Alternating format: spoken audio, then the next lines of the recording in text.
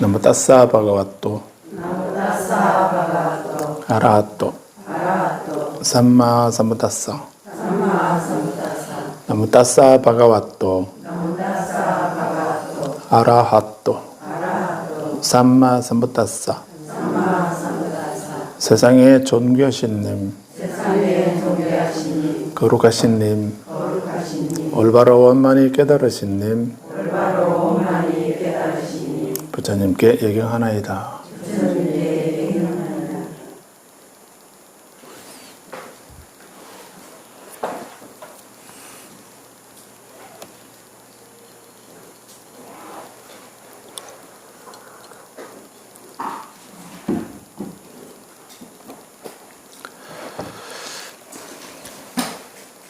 네, 244쪽 볼까요?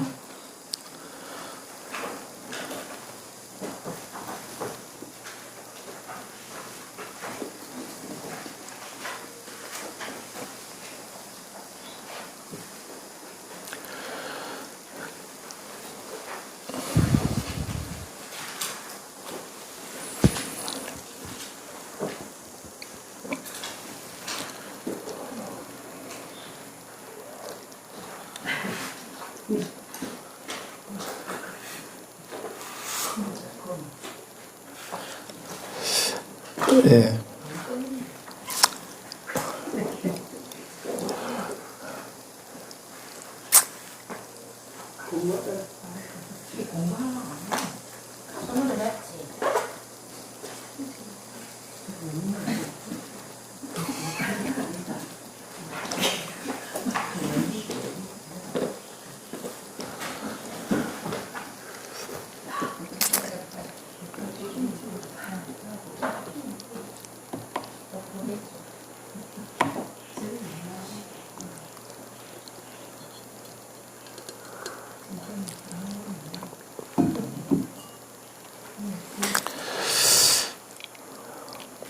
네, 243쪽의 맨 아래에서 부처님은 아누루타에게 이렇게 말씀을 하셨습니다. 그대들은 어떻게 화합하고 서로 감사하고 다투지 않고 우유와 물처럼 용하고 서로 사랑스러운 눈빛으로 지내고 있는가? 그래서 서로 화합하고 감사하고 다투지 않고 우유와 물처럼 융화하고 서로 사랑스러운 눈빛으로 지내기를 바란다라고 이렇게 7번째 절에서 말씀하시는데, 그랬더니 이제 부처님의 이 말씀에 따라서 아누루타는 그 아누루타와 또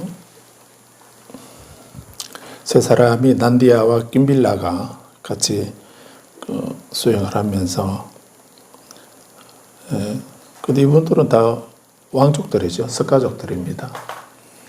그런데 이제 부처님 제자들은 기본적으로 우리에게 일어나는 모든 일들이 그 원인이 내게 있다는 이것을 부처님은 그걸 말씀하신 부분입니다. 그래서 부처님이 깨달으신 내용을 다른 한마디로 말하면은 연기법이다라고 이렇게 한다고 말씀을 드렸는데, 그래서 연기법은 나도 잘 알고 있는데 이렇게 생각이 되시죠?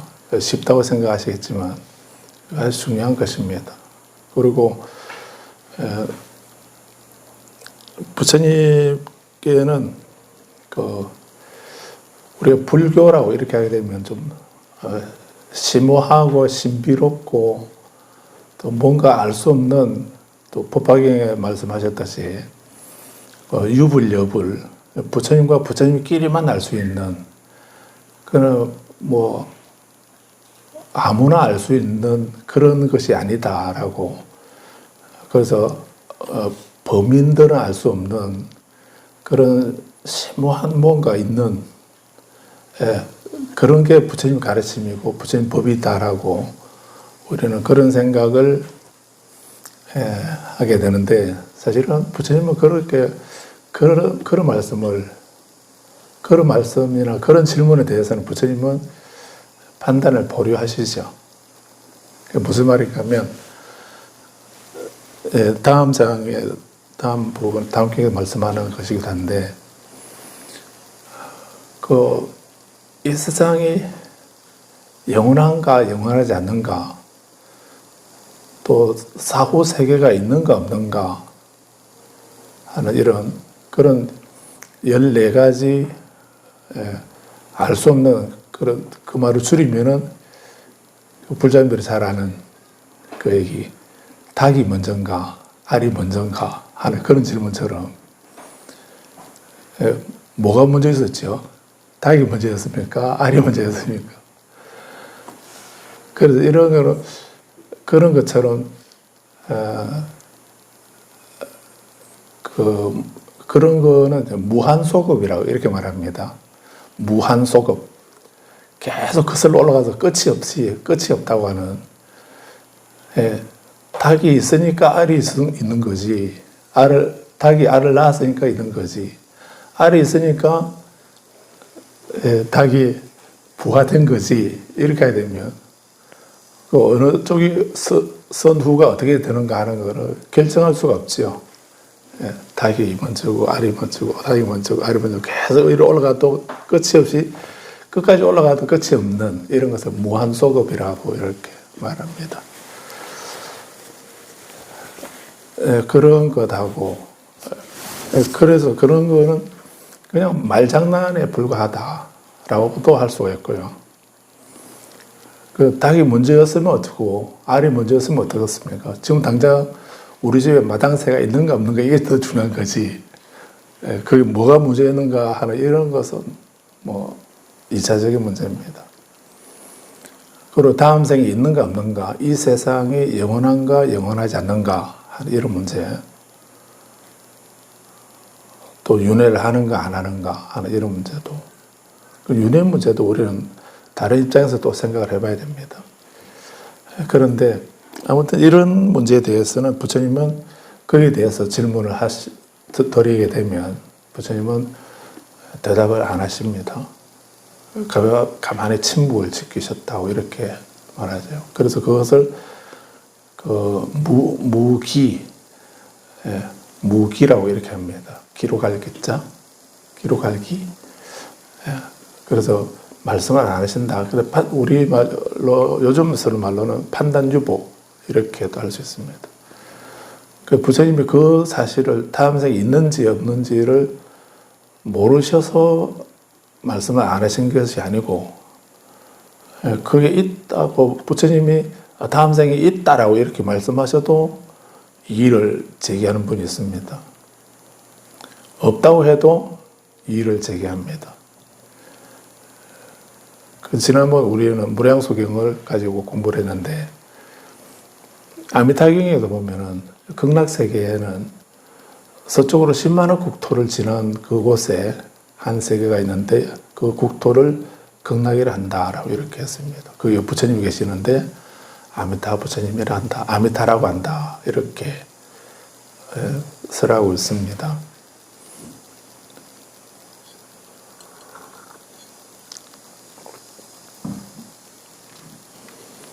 미국에서 우주설을 우리가 한 세계라고 그러면은 한 세계라고 하면은 이제 여러 번 말씀드렸는데 가운데 우주의 산으로 수미산이 있습니다. 그 수미산이 있고 그 수미산의 그 땅 위에 살고 있는 존재가 있고 공중에 살고 있는 존재가 있고 그 수미산 위쪽 수미산이 있으면 그 위에 사는 그 천상의 세계 이렇게 3개를 그렇게도 나눕니다. 그래서 이제 수미산을 의지해서 동서남북으로 각 주가 있고 동쪽에는 성신주, 남쪽에는 연보제주, 또 서쪽에는 우한이주, 북쪽은 구로주 이렇게 해서 그 4대주가 있고 또 그 하나의 수미산에 4대주가 있는 수미산이 있고 태양이 하나가 있고요. 태양이 하나 있고 달이 하나 있는. 그러면 그 경제는 그렇게 말하고 있는데 그런 세계를 일세계라 합니다. 하나의 세계라 하거든요. 그러면 지금 그 경제에서 말하는 그 일세계는 지금 우리 태양계를 말합니다. 그 우리 태양계에 우리 은하에는 또 우리 은하 옆에 있는 안드로메다 너 승리하면 안드로메다로 보내버릴까라고 이렇게 하죠. 근데 안드로메다라고 하는 그 은하는 우리가 살고 있는 우리 은하 옆에 있는 은하고요. 그런 은하가 이 우주에는 되게 수없이 많은 우주가 있는 중에 우리는 한 우주에 살고 있고 한데, 이 은하계에는 그런 태양이 수없이 많이 있는 겁니다. 그런 태양을 이제 항성이라고 이렇게 말하죠. 항상 그 자체에서 빛을 방사하는, 빛을 내고 있는 그런 것을 항성이라고 이렇게 말하는 거예요. 다른 항성이라 안 하죠. 행성이라고. 별은 행성이라고, 항성이라면 항상 빛을 내고 있는 별을 이제 우리 항성이라 하지 않습니까? 근데 이 은하계에는 저 하늘에 별이 반짝반짝 빛나는 저런 전부 다 태양들이거든요. 그런데 그런 것이 수없이 많이 있는 가운데 우리 가까이에 우리가 살고 있는 곳에는 딱 태양이 하나. 옛날 신화에 보게 되면 태양이 7개가 떠가지고 있었는데, 그래서 그 활을 잘 쏘는 궁수를 보내가지고 6개를 떨어뜨리고 이제 한 개가 남아두어서 지금 태양이 하나만 있다고 그럽니다. 그런데 그게 사실이었다고 한다면, 실제로 그 태양을 활을 쏴서 떨어뜨렸는지 그건 알 수가 없는데, 그게 뭘 상징하는지는 모르겠습니다. 아무튼 뭘 말씀드리려냐면, 그래서 지금 우리가 태양이 있고, 우리 태양이 있고, 달이 있고, 지구가 있고, 또 수성, 금성, 화성, 명왕성, 천왕성, 명왕성 이렇게 있는 이런 데를 우리 태양계라고 이렇게 말하거든요. 이 우리 태양을 중심으로 태양 영향권 안에 있는 그런 공간을, 우주를 우리 태양계라고 하고, 그거는 현대 천문학에서 하나의 우리 태양계 아니다라고, 햇빛이라든가 또 태양풍이라든가 그런 그 영향이 미칠 수 있는 거리, 그까지를 이제 태양계라고 이렇게, 하나의 태양계 이렇게 하게 되겠죠. 그래서 우리가 수미산 이렇게 말하는 게 인도에 있는, 인도 북부 티베트 그 사이에 경계에 있는 그 수미산을 말하는 게 아니고, 그게 아니고 우리 태양을 중심으로 해서 우리 눈으로는 볼 수가 없지만은, 그래서 우리가 살고 있는 이 세상의 중심이, 이 세상에 우리 수미산이라는 그 우주의 산이 있고, 거기에 남쪽에 우리가 살고 있다는 거, 이런 겁니다. 그렇게 이해하시면 됩니다. 그런데 미국에서 이제 우주선을 보이저 1호, 2호 이렇게 그 우주선을 이제 보냈습니다. 그래서 그 명왕성이라든가 목성, 토성 이런 별까지도 다 한번 지나가면서 그 사진을 찍어서 보내고, 그런 자료 수집할 수 있는 대로 또 보내주고 이렇게 했거든요. 그렇게 했는데 별로 재미없는 얘기인지 모르겠는데요.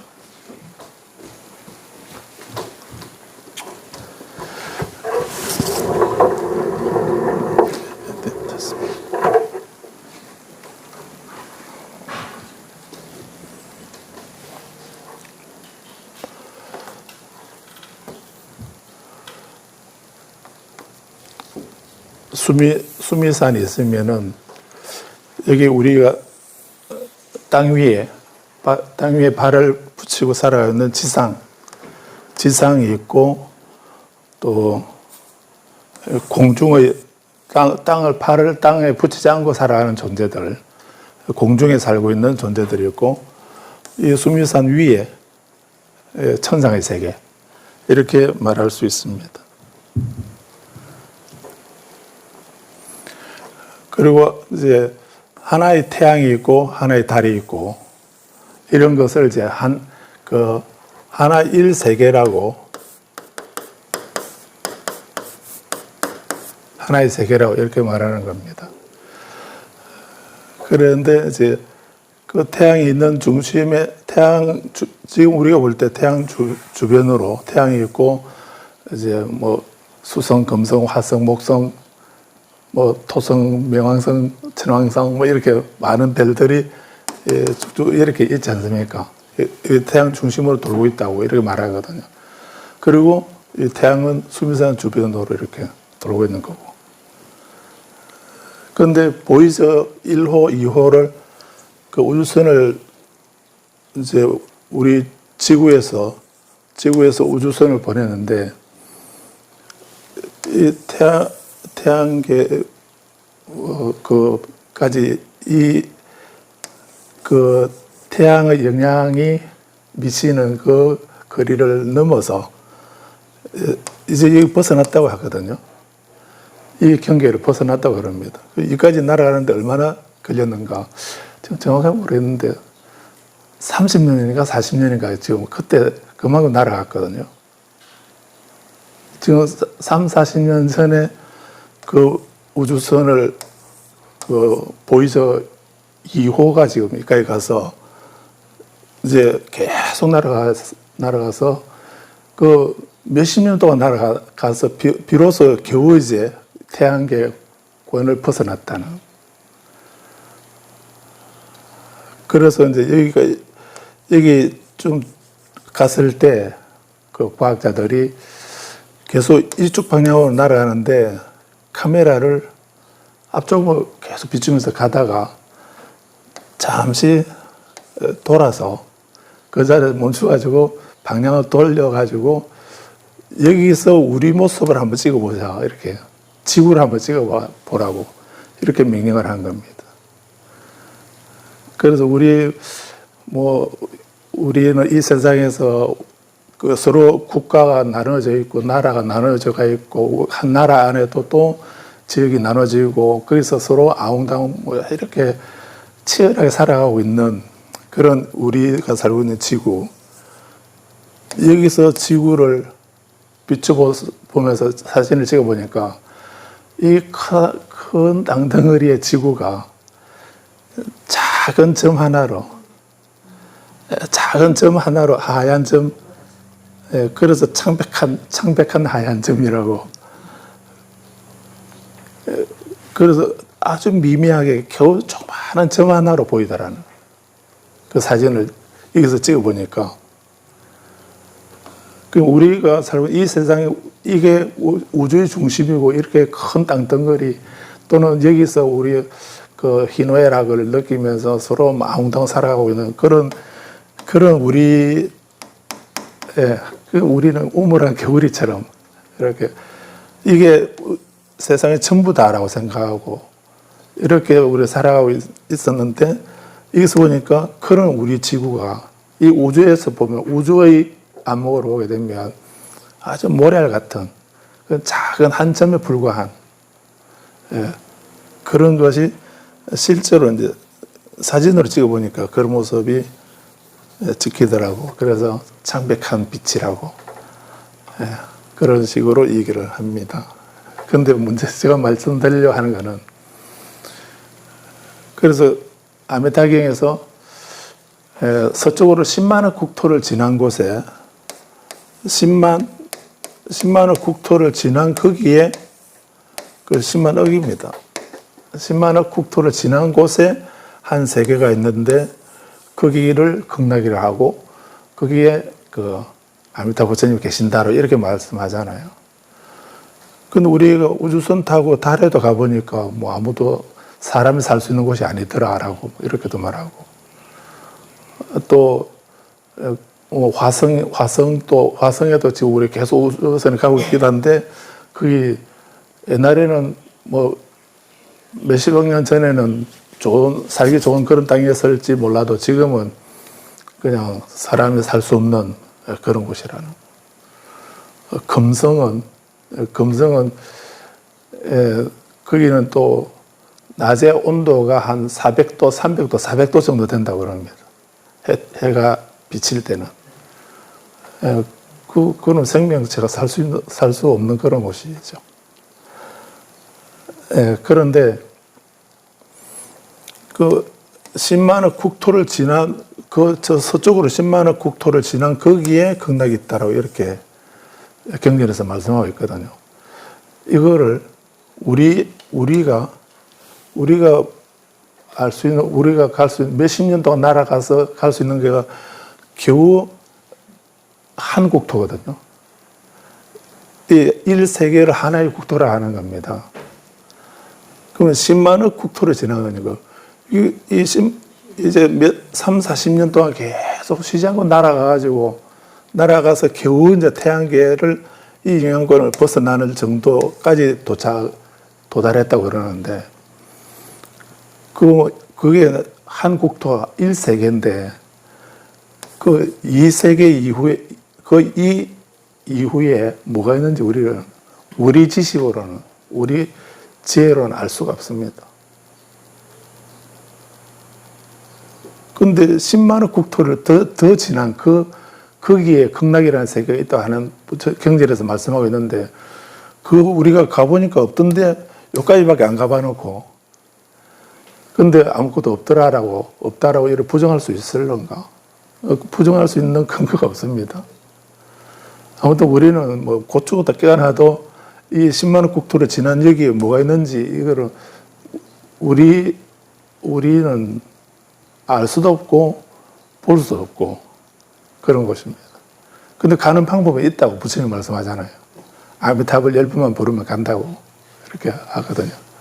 그거를 신화적으로 이렇게 이해해서도 안 되고요. 그래서 우리가 그냥 단순히 눈에 보이는 것만 인정하고 또 손으로 만질 수 있는 것만 인정하고 그러지 않는 것은 없다라고 이렇게 부정해서는 안 된다는 겁니다. 그게 집착해서도 안 되지만은, 그래서 이 세상은 유색의 중생도 있고 무색의 중생도 있다고 금강경에 말하지 않습니까? 형체가 있는 존재도 있고 형체가 없는 존재도 있고 또 지각하는 능력이 있는 존재도 있고 얘처럼 지각하는 능력이 없는 존재도 있고 또 생각이 있는 것도 있고 생각이 없는, 또 없다고 생각이 없는 것도 아닌 비상, 비비상 그런 존재, 그런 다양한 존재들이 있는 그런 곳이 이 세계라는 그런 얘기입니다. 그래서 그런 다음 세상이 있는가 없는가라고 하는 이런 문제는 단정적으로 우리가 부처님은 경전에서 있다라고 말씀하고 또 특히 화엄경 같은 데서는 화엄경을 우리가 지금 보고 있긴 한데 그 화엄경에서는 단순히 하나의 수미산이 있고 그 정도만을 말하는 게 아닙니다. 한 세계 위에 또 다른 세계가 있고 그 위에 또 세계가 또 다른 불세계가 있고 계속 끝없이 중첩되어 있는 그런 중중무진한 세계, 그런 세계를 말하거든요. 그 화엄에서 말하는 그 장대한 그 세계는 우리로서 상상할 수 없는 그런 세계입니다. 우리 지상의 이 지구 중심의 태양계 내에 있는 이것마저도 우리 잘 알지 못하는데 그 위의 세계들을 우리 어떻게 알겠나 이렇게 보면, 그래서 우리가 볼 수 없다고 해서 부정하고 알 수 없다고 해서 없다라고 하고 이렇게 말하면 안 되고 또 보이지 않고 알 수 없는 그것만을 또 인정하고 지금 보이는 거는 부정하고 그것만 인정하는 이런 것도 사실은 문제가 되고요. 그래서 부처님은 다 알고 계시지만 그런 거에 대해서 우리 지식으로 우리에게 얘기해 줘봐야 부처님이 있다라든지 그런 것이 있다라고 얘기하게 되면 우리가 보니까 없던데라고 이렇게 해서 그래서 토를 답니다. 또 부처님은 그런 거 없다라고 이렇게 말씀하시게 되면 눈에 보이는데 손을 만질 수 있는데 왜 없다고 하냐. 오온을 비춰보니까 개공이라고, 오온을 비춰보니까 색수상 행식이 공하다 이렇게 말합니다. 지금 불자님 이해를 하고 계십니까? 그런데 내 몸이 공이고 내 느낌이 공이고 또 지각이나 형성이나 의식이 공이다라고 하는 그 반야신경을 계속 외우고 계시긴 하지만은 이해하고 외우십니까? 그냥 다른 주문처럼 외우십니까? 그냥 주문처럼 외우지 어떻게 이해가 되나요? 분명히 이렇게 있는데 왜 이게 공이라고 이렇게 말씀하는 거를 어떻게 이해하겠습니까? 설명 들으면은 그런가라고 생각하지만 그렇구나라고 점두는 안 되잖아요. 우리 확신을 갖기는 힘듭니다. 그래서 부처님이 그렇게 무상고 무아를 말씀하셔도 우리는 그냥 이해하는 척은 하지만은 제대로 깨끗하게 이렇게 수긍하기는 힘들지 않습니까? 그래서 그런 문제, 사후세계가 있는가 없는가, 윤회하는가 안 하는가, 부처님이 사후에 존재하는가 존재하지 않는가 하는 이런 14가지 그런 문제를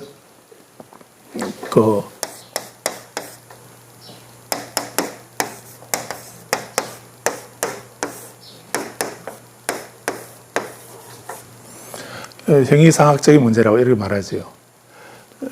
형상, 눈으로 보고 손으로 만질 수 있는 형상 위에, 형상을 떠난 형상 그 위의 문제. 형이 상학.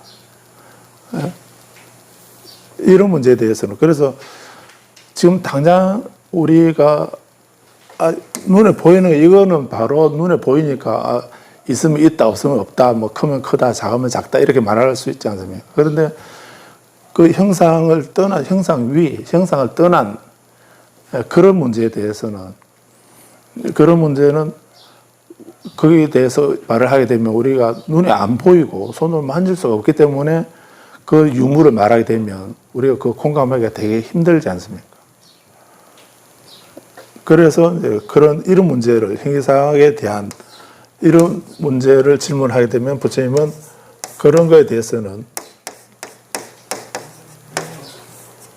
대답을 안 하셨다고 판단을 유보하십니다.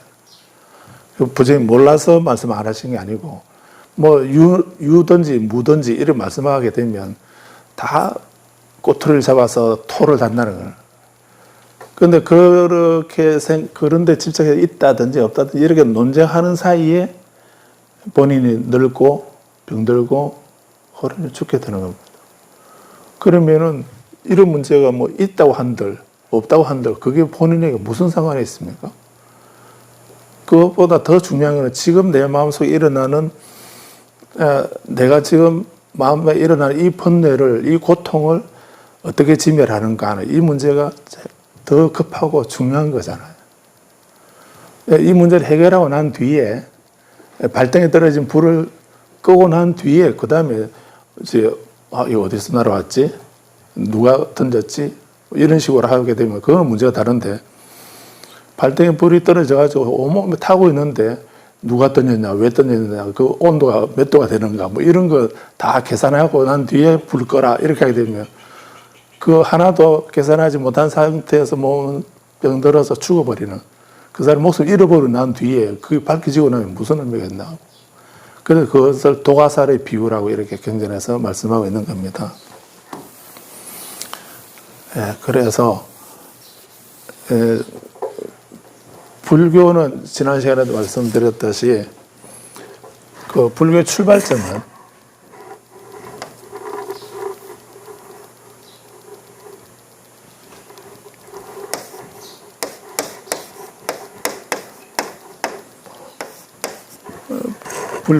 불교의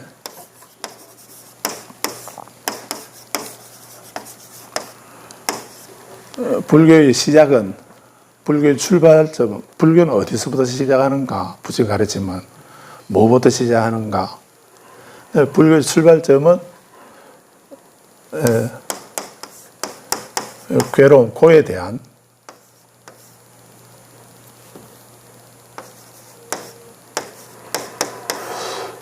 고를 직시하는 겁니다. 고가 뭔지를 아는 거. 고에 대한 직시, 고를 바라보는 거. 그 누구의 고입니까? 내 자신의. 다른 사람 걱정하지 말고 내 문제입니다. 내가 늙고 병들고 죽는 거, 그 고를 자각을 해요. 그걸 직시하는 거. 그걸 처절하게 직시하게 되면은 정말 통탄할 정도로 그렇게 왜 이렇게 고통스러운가? 그 고에 대해서 늙음, 병듦, 죽음, 슬픔, 비탄, 고통, 거짓, 절망, 그거는 단지 절망만 하지 말고 처절하게 그 고통을 자각을 해야 되는 겁니다.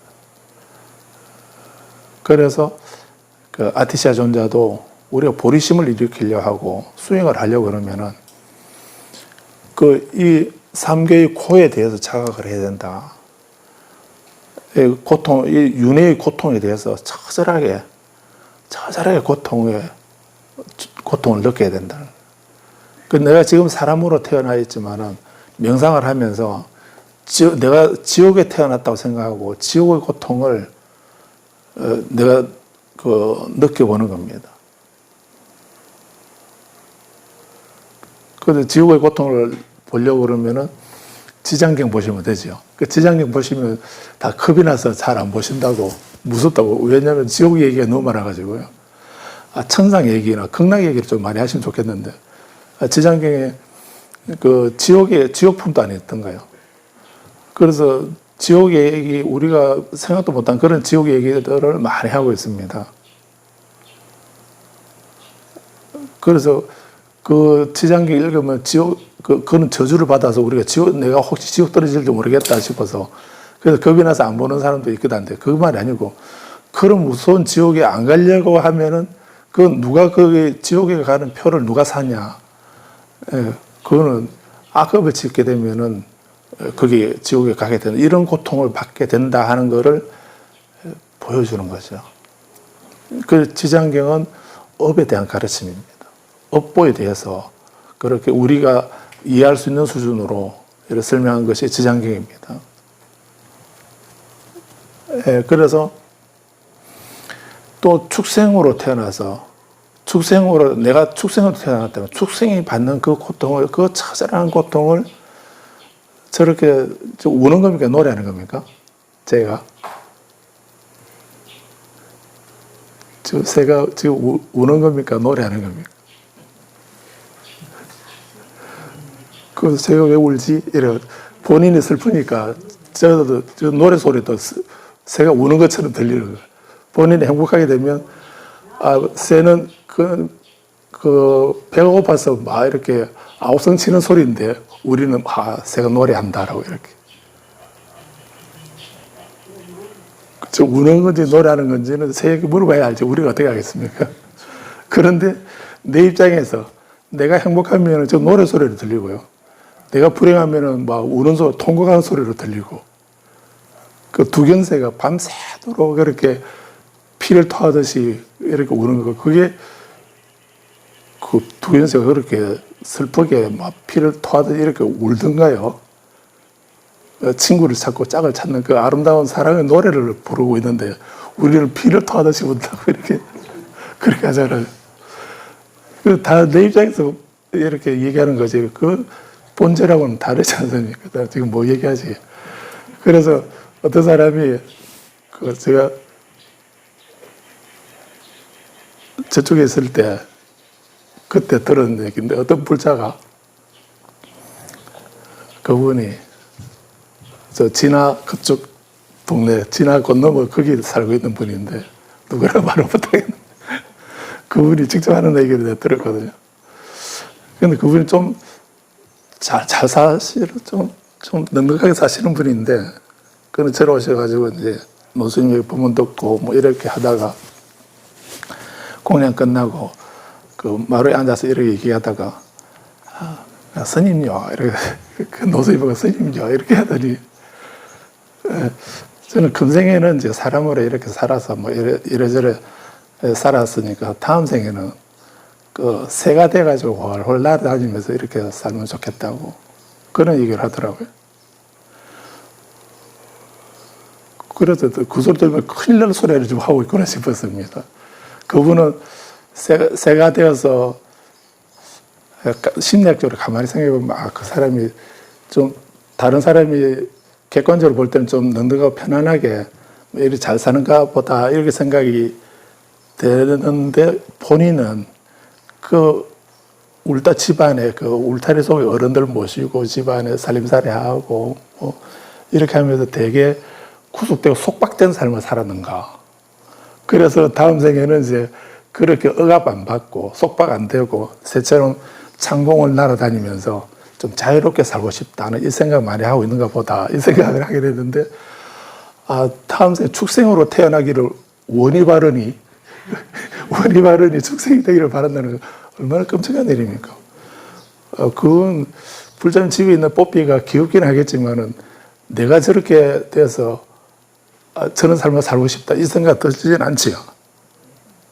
그런 생각하면 안 되는 겁니다. 축생은 그 축생이 받는 그 처절한 고통 우리는 자각을 해야 되는 겁니다.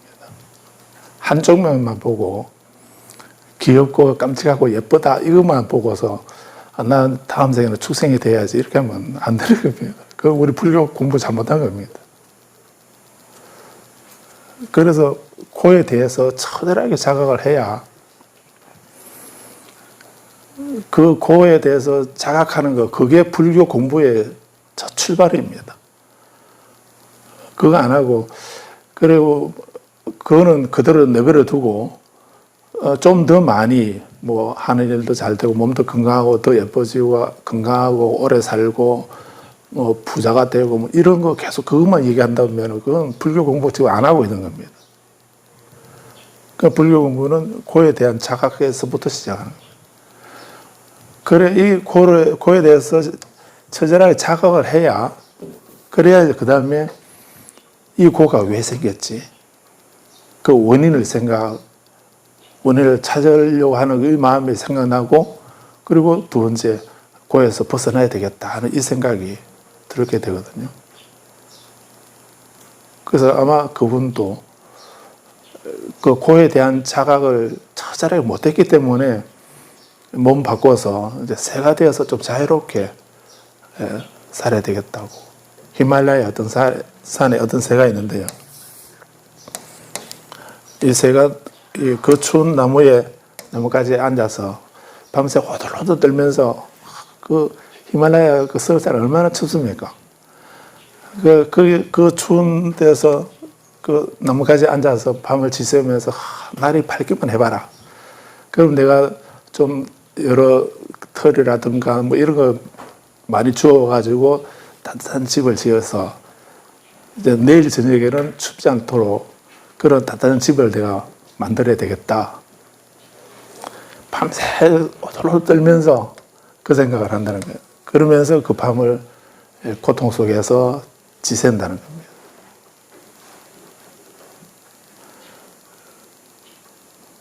그래서 날이 밝으면은 밤새 생각했던 그거 생각 안 하고요. 이렇게 아름다운 하늘을 자유롭게 막 이렇게 날아다니고 이렇게 하면서 그러면서 어젯밤에 그 고통, 그 춥고 배고프고 날이 밝기만 해봐라. 내가 다 이렇게 다 주워 모아서 이제 이렇게 떨지 않고 편안하게 잘 수 있는 그 집을 지어야지. 이렇게 생각을 했는데 그렇게 생각했는데도 불구하고 날이 밝으니까 그 생각 잊어버리고 그 설경이나 그 푸른 창공을 아름다운 그 산을 날아다니면서 그 생각 못한다는 걸 잊어버리고 그 아무 준비도 안 하고 그러다가 뭐 그 겨울 낮은 짧지 않습니까? 또 금방 밤이 오면 또 나무가지 앉아가지고 날이 밝거든요. 북극에도 그 비슷한 얘기 있습니다. 어리석은 사람이 내년 봄에는 어디서 살고 여름에는 어디로 가고 가을에는 어디서 지내고 이렇게 사람들은 그렇게 생각하면서 세월 다 보내는 거죠. 근데 그렇게 하는 사이에 그 봄이 되기도 전에 여름이 되기 전에 뭐 사고가 생겨서 호련히 떠나버리게 되면 그 어떤 죽음이나 재난이 닥치게 되면 그때서는 아무 일도 할 수 없다. 예, 그래서 이 고에 대한 처절한 자각을 하게 되면 두 가지를 생각할 수가 있습니다. 하나는 고가 왜 생겼지? 그 고의 원인을 소급하는 그 생각할 수 있게 되고, 두 번째는 이런 고에서 나는 벗어나야 되겠다. 이 생각을 할 수가 있는 겁니다. 그래서 불교의 출발점은 고에 대한 직시입니다. 그리고 또 한 걸음 더 나아가게 되면 이제 내 고통도 생각하게 되지만은 이제 다른 사람의 고통도 생각하게 되는 겁니다. 그게 이제 보리심이죠. 그래서 나도 고통받고 있는데 다른 존재들도 이런 고통받고 있구나. 그래서 나도 벗어나야 되겠지만 저분들도 벗어날 수 있도록 해줘야 되겠다. 이런 마음이 비로소 생기는 거죠. 그걸 보리심이라 이렇게 말하는 겁니다. 그런데 본인이 그 고에 대한 자각이 없이 다른 사람을 구제하겠다는 이런 마음은 진실하게는 진정한 의미에서 그런 마음은 잘 일어나기 어렵습니다. 그래서 고에 대한 자각을 해야 된다는 거고, 그 다음에 두 번째, 그 불교의 시작은 고에 대한 자각인데요. 불교의 끝은 뭡니까?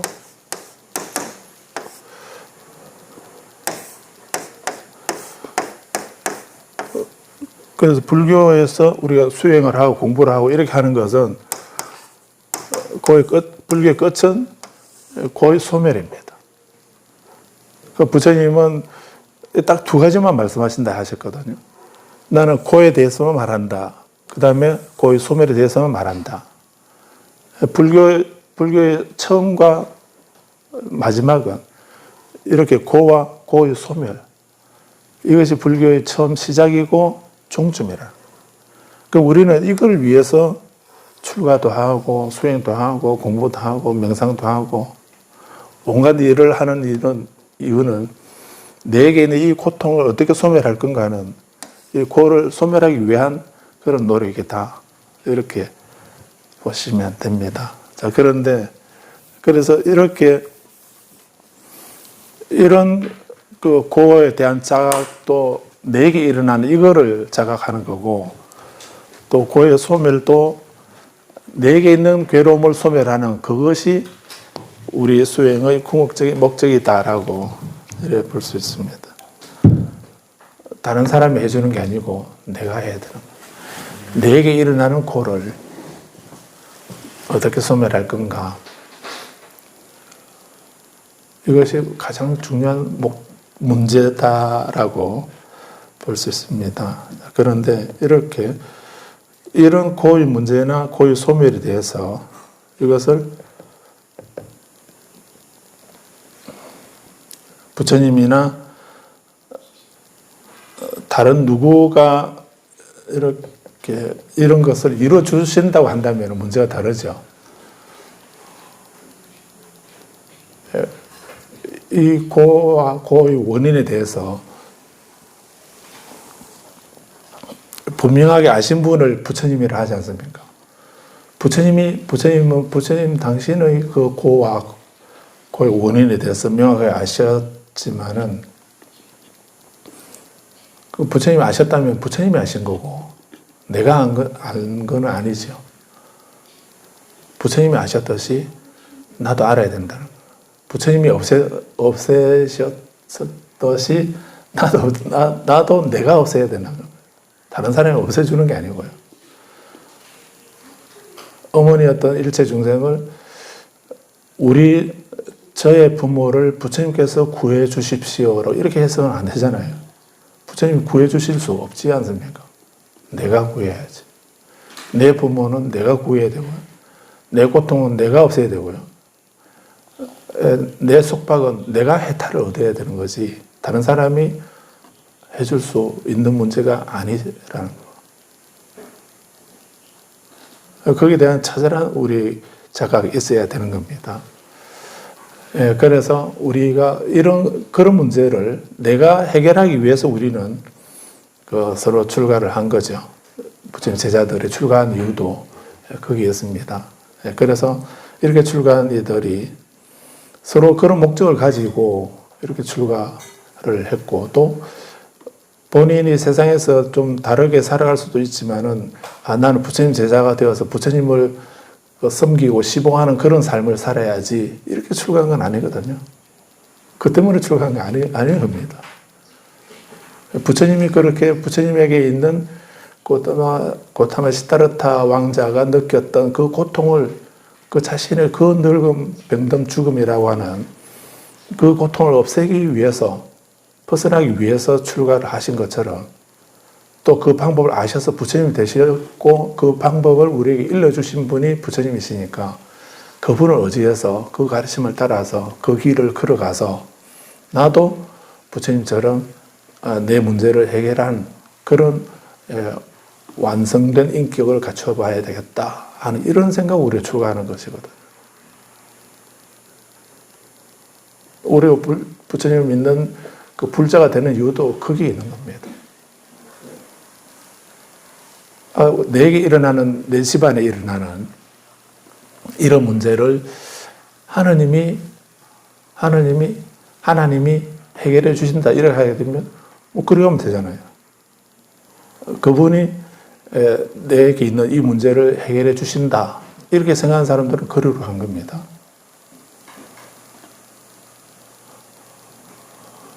또 어떤 운명적으로 이렇게 결정된다라고 정해진다라고 이렇게 하는 사람은 그냥 명령만 따라가면 되는 겁니다. 또 살다 보면 뭐 잘 될 때도 있고 안 될 때도 있고 이래 하겠지라고 이렇게 하는 사람은 그냥 팽팽 노는 겁니다. 근데 그게 아니고 내가 해결한다라고 내가 해결해야 된다라고 하는 거를 이해를 하고 그래서 그 길 방법을 배워야 되겠다라고 생각하는 사람이 부처님을 찾아오는 겁니다.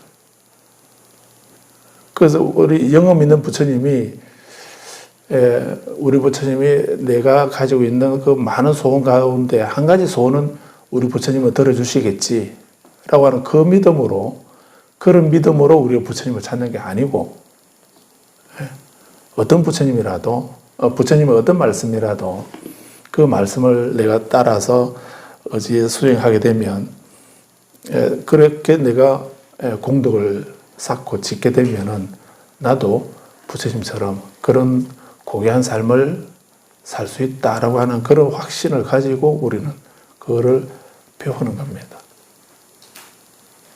그게 불자이고 또 출가하는 스님들이죠.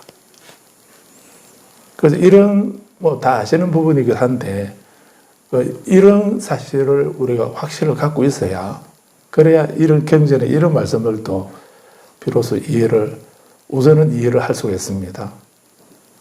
뭐 이렇게 말을 하지 말고 좀 놀랍지 않습니까? 부처님이 우리가 평소에 생각했던 부처님은 이런 모습이 아니지 않습니까?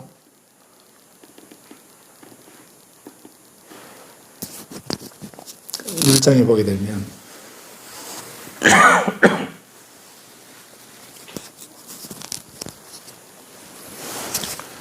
어떤 비구가 배가 아파가지고요. 부처님 저 배 아파요. 이렇게 말씀드리니까 부처님 누구십니까? 약사예르불 아닙니까? 그럼 부처님은 엄마 손은 약손 이렇게 하듯이 부처님 손은 약손 이렇게 부처님 싹 쓰다듬어 주시면 금방 배 아픈 것이 나아지고 뭐 이렇게 돼야 되는 거잖아요. 그런데 율장에는 그런 부처님 안 계십니다. 비구가 찾아가서 부처님 저 배 아파요 이렇게 하니까 그래? 그럼 어떤 이름 제가 기억 못 하겠는데 어떤 그 기름 그거를 먹어볼래? 이렇게 하시고 부처님이 일러주시니까 그 비구는 그 돌아가서 그걸 먹어보는 거예요. 그건 약은 약사에게, 진료는 의사에게 이렇게 되는데, 근데 부처님은 그렇게 처방을 해주셨는데 그 비구가 한 번 먹고 딱 나와서는 문제 없는데요. 근데 이튿날 아침에 자고 일어나 보니까 그 부처님이 일러주시는 그거를 먹었는데도 안 낫는 거라. 그래서 다시 부처님 찾아가서 아직까지 배 아픈데요. 이렇게 말씀을 드리죠. 그래? 그러면 또 다른 거 얘기하시면서 그럼 이거 한번 먹어볼래? 이러시고.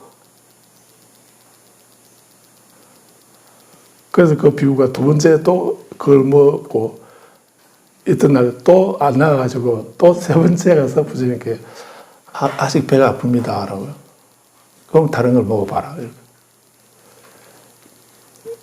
우리가 알고 있는 부처님은 그런 부처님 아니시잖아요. 그런 분이라면 저 804 그 갑바위까지 왜 올라갑니까? 그런데 부처님은 부처님의 본래 모습은 율장에 그런 모습을 말씀하시는 이유가, 그리고 여기서도 부처님이 그 세 사람에게 딱 신통력으로 부처님 제자니까 부처님이 딱 그 몸을 놔두시기만 하면 뭐 그 세 사람이 다 서로 화목하게 잘 지내고 수행도 잘하고 깨달음을 얻고 이렇게 돼야 되는 건데요. 그런 게 아니잖아요. 딱 처음 만났는데 만나는 첫 인사처럼 하시는 말씀이 너 서로 화합하고 감사하고 다투지 않고 서로 사랑스러운 눈빛으로 잘 지내냐? 잘 지내기를 바란다. 이거 부처님 하실 말씀이 아닌 거 아닌가요? 그래서 우리가 서로 화합하고 감사하고 다투지 않고 사랑스러운 눈빛으로 서로 지내는 거, 이거는 우리 각자가 서로 이해하고 공감하고 믿고 따르고 하는 그런 마음이 있어야 이게 가능하지. 그 다른 사람이 이렇게 해줄 수 있는 것이 아니지 않습니까? 부처님이시라도 이거는 시켜서 되는 일 아닌 겁니다.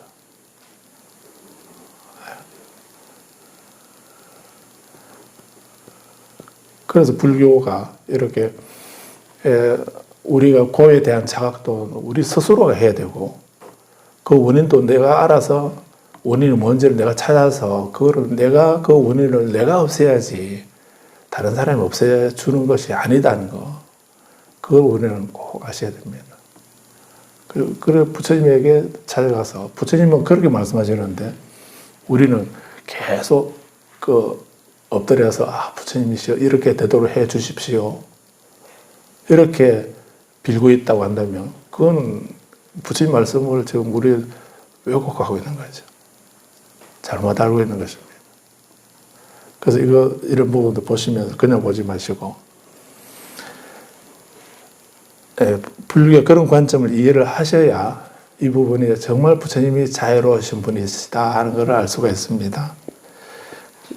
그래서 그런 부처님의 뜻을 잘 알고 있기 때문에 아누루타와 난디아와 김빌라는 저희들은 서로 화합하게 잘 지내고 있습니다 라고 이렇게 말씀을 드리게 되죠.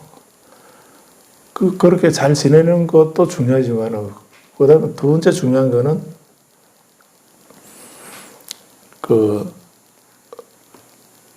이렇게 지내는 우리들이 서로 출가 목적을 이루는 것이 더 중요하죠. 그래서 수행을 하느냐라고 이렇게 물으시는데 그 마지막 페이지 그 부분에 7절 맨 밑에 어떻게 서로 감사하고 다투지 않고 사랑스러운 눈빛으로 지내고 있느냐라고 이렇게 물어보시니까 아누루타가 놀라운 대답을 하죠. 저는 내가 이와 같이 청정한 삶의 법들과 함께 사는 것은 참으로 나에게 이로우며 참으로 나에게 아주 유익한 일이다라고 이렇게 생각한다는 겁니다. 그래 아누르타가 난디아와 김빌라하고 같이 이렇게 반듯한 바른 사람하고 내가 함께 살 수 있다, 함께 지낼 수 있다는 것이 나에게 참으로 이롭고 유익한 일이다 하는 생각을 한다는 겁니다. 이게 무슨 말입니까?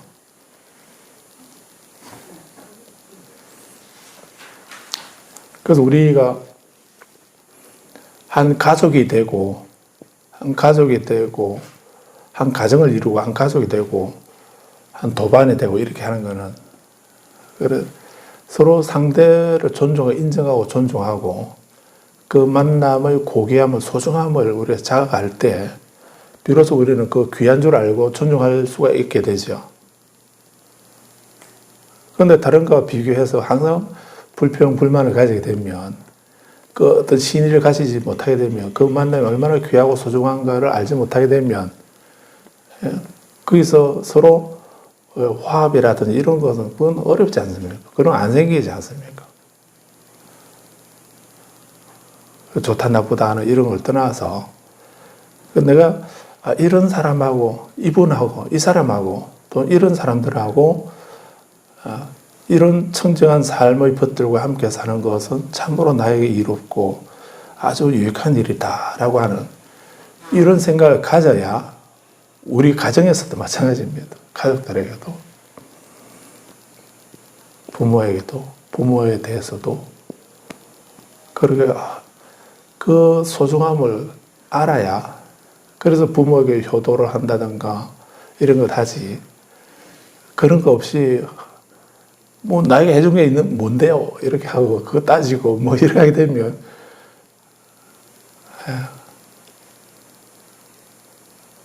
그런 고마움이나 이런 생각 안 들지 않습니까?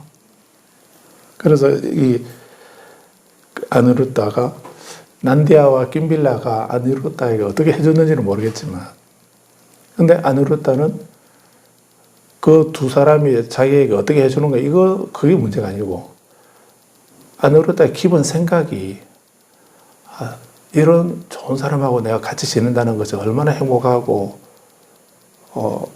내가 행운인가 이렇게 이분들과 같이 지내는 것이 나에게 참으로 이롭고 유익하다 이런 생각을 하기 때문에 서로 어떤 잘못을 지적하거나 불평하거나 의심하거나 이렇게 하지 않냐고 서로 화합할 수 있었던 겁니다. 우리 가정에서도 마찬가지입니다.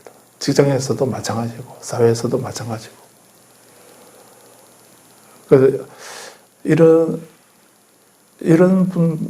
이 사람을 만나서 내가 한 가정을 이루고 한 직장에 함께 일을 하고 우리 사회에 함께 산다고 하는 것에 대한 이분하고 같이 지내는 건 얼마나 이롭고 유익하고 행복하고 다양한 일인가 고마운 일인가 얼마나 소중한 인연인가 이걸 생각하게 되면은 그 사람의 단점보다도 장점을 더 많이 보려고 하게 되겠죠. 그래서 그 사람은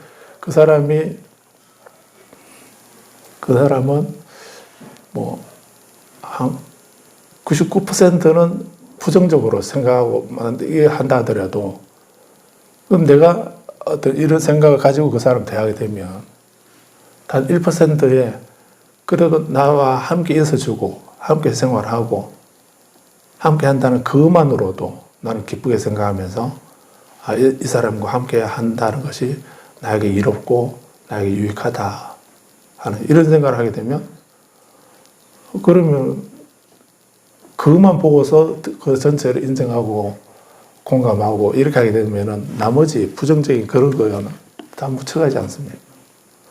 거기서 평화와 화합이나 행복이나 기쁨이나 이런 거를 우리가 느낄 수가 있게 되는 거죠. 그래서 아누르타의 이 대답은 정말 중요한 겁니다. 그 스님들만 이렇게 하는 것이 아니라 우리도 내 가정에서 내 직장이나 내 도반들과 함께 지내면서 이런 마음을 갖는 것이 정말 중요한 겁니다. 이와 같이 청정한 삶의 법들과 함께 사는 것은 참으로 나에게 이롭고 참으로 나에게 아주 유익한 일이다 라고 생각합니다. 이건 부침시켜서 하는 거 아니잖아요. 그 다음에 8번에서 저는 여기 존재들에게 여럿이 있을 때나 홀로 있을 때나 자비로운 신체적, 언어적, 정신적 행위를 일으킵니다. 같이 있을 때나 홀로 있을 때나 이건 정말 어려운 일이죠. 같이 있을 때나 혼자 있을 때나 늘 똑같이 자비로운 말이, 행동이, 생각이 자비로운 자애와 연민의 마음을 그런 마음을 일으킨다는 거 이거 정말 중요한 겁니다. 그 유교에서도 말하는 거죠. 이것을 신독이라고 한다 했습니다.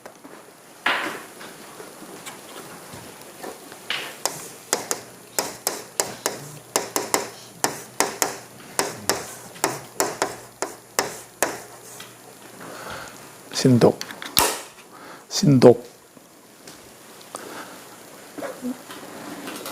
삼가할 신자고 홀로 독자입니다.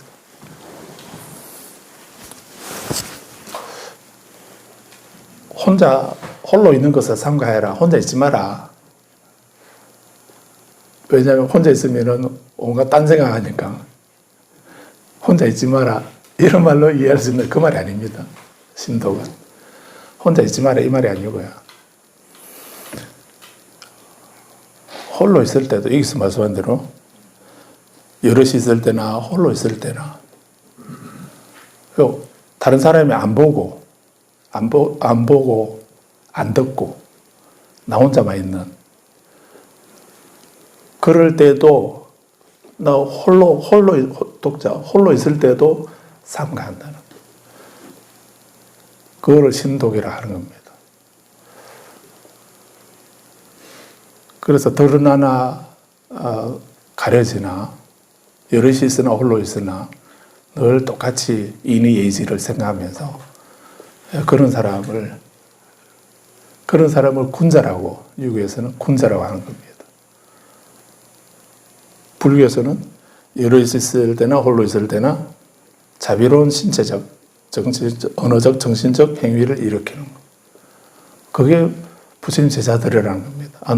아누르타는 저희들은 그런 삶을 그렇게 생각하면서 산다고 이렇게 말하는 겁니다. 이게 아주 중요한 겁니다. 보나 안 보나 같이 있으나 홀로 있으나 늘 한결같이 서로 자유와 연민의 마음을 일으키는 그런 생각을 일으키고 그런 말을 하고 그런 행동을 한다는 거 정말 어려운 거고 중요한 겁니다. 세존의 시여 저는 이와 같이 내가 나의 마음을 버리고 이 존재들의 마음을 따르면 어떨까라고 생각한다. 점입이 가경입니다. 점이 가경입니다.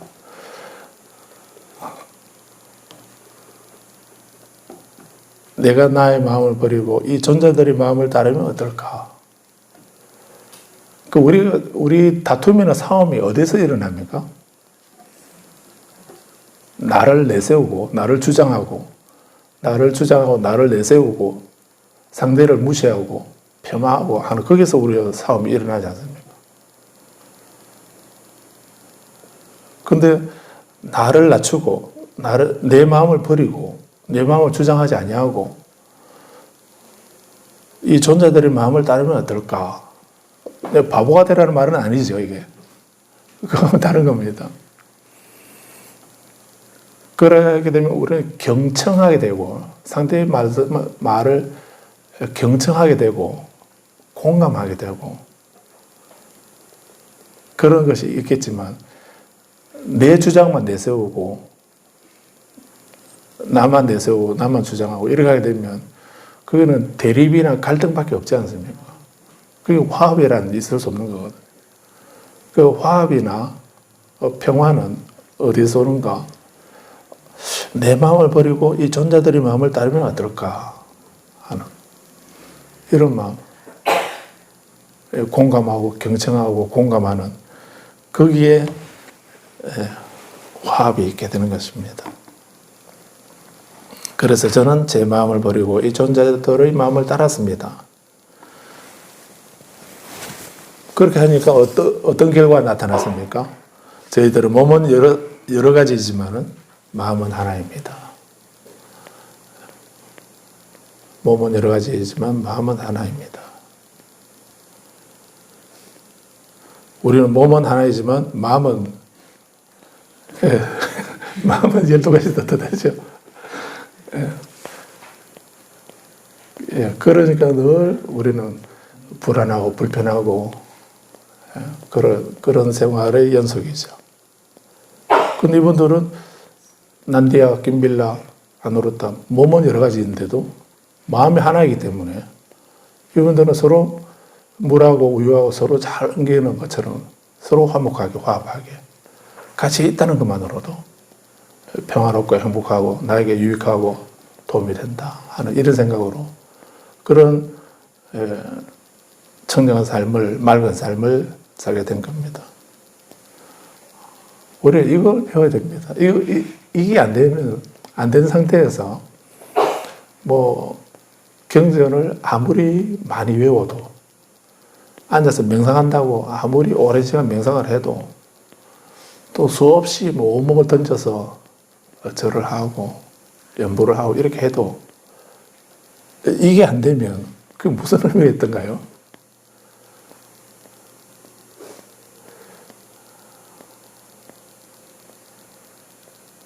좀 집에 있지 절에 왜 갔냐 이렇게 하면 뭐라고 대답하십니까? 네 좋아라고 다녔다라고 이렇게 말하잖아요. 네 좋아라고 네 잘되라고 내가 절에 갔지 이렇게 말해야 됩니다. 우리 그래 말해야 되면 그 다음에 아 그렇습니까? 하고 이렇게 수긍하던가요? 그거 안 되잖아요. 그런 게 안 되지 않던가요? 그런 대화를 안 해보셔서 모르시겠지만 그렇게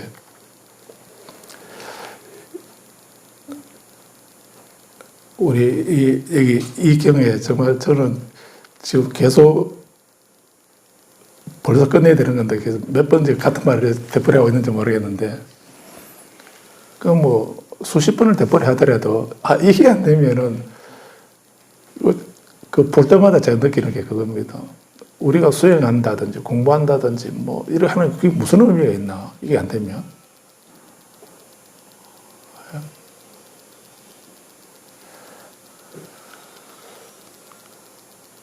그래서 지금 같은 소리 지금 계속 되풀이하고 있는 겁니다. 근데 저는 그래도 몇 달 안 되잖아요. 몇 달 안 됐는데 부처님은 이 얘기를 몇 년 하셨답니까? 12년 동안 이 얘기를 하셨다는 거예요. 그 천태 지자대사가 아함경을 12년 동안 말씀하셨다는 거예요. 이 아함경 이 내용을 이런 얘기를 12년 동안 계속 하셨다는 거예요. 그러고 난 뒤에 이제 반야경을 설하셨다고 이렇게 하죠. 그 다음에 9번에 그 난디아도 아누루타가 이렇게 대답을 하니까 근데 세 사람이 있었는데 이제 부처님이 아누루타에게 이런 말씀하셨는데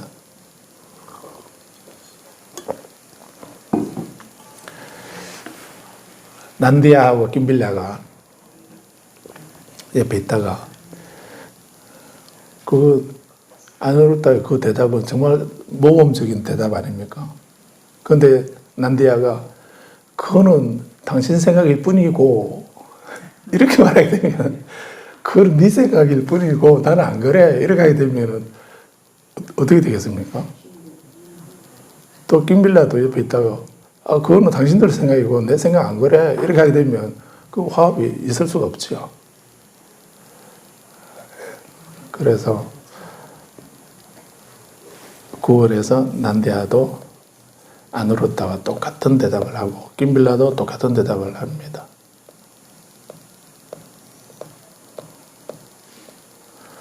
그래서 이 경 보면서 저는 아누루타하고 난디아, 김빌라 이분들 정말 부럽다는 생각이 들었습니다. 정말 위대한 분들이고 위대한 제자들이구나.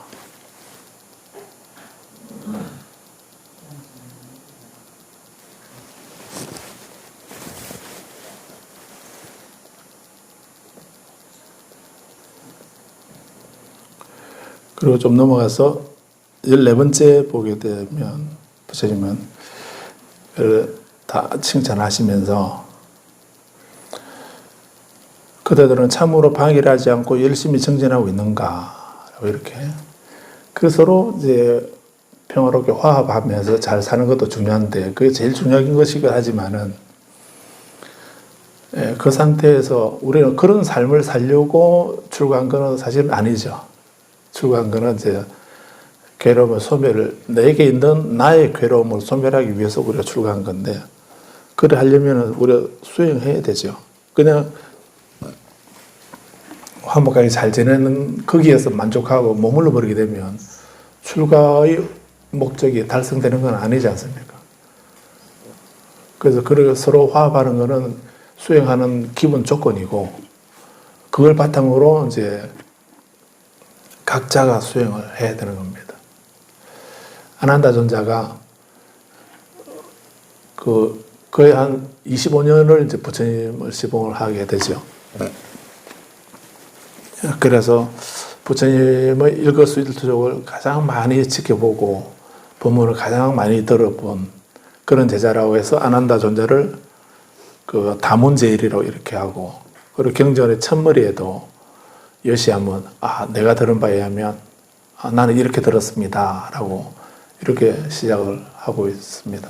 그 정도로 그 모든 법문들은 아난다 존자가 다 들었다는 이런 의미이기도 하죠. 그렇게 법문을 많이 들어도 근데 안타깝게도 아난다 존자는 부처님이 인멸하실 때까지 아랑과를 얻지 못합니다. 그 팔만대장경을 다 듣고 외우고 기억하고 전해주고 이렇게 했는데도 그랬는데도 불구하고 본인이 그 10가지 결박을 다 푸는 그 아랑과를 얻는 것은 안 됐다는 거예요.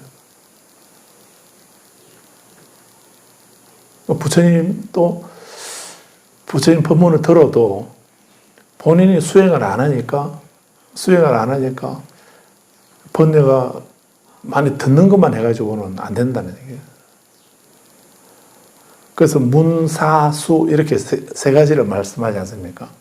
3회 많이 들어야 되고 듣기만 하면 되는 것이 아니고 일단 들어야만 법을 알게 되기 때문에 들어야 되죠. 그 다음에 두 번째 그 들은 거에 대해서 깊이 생각하고 숙고하는 거 그 생각을 해야 되는 겁니다. 한쪽 귀로 왼쪽 귀로 듣고 오른쪽 귀로 흘려버리게 되면 들어도 뭐 그래도 안 듣는 것보다는 낫긴 하죠.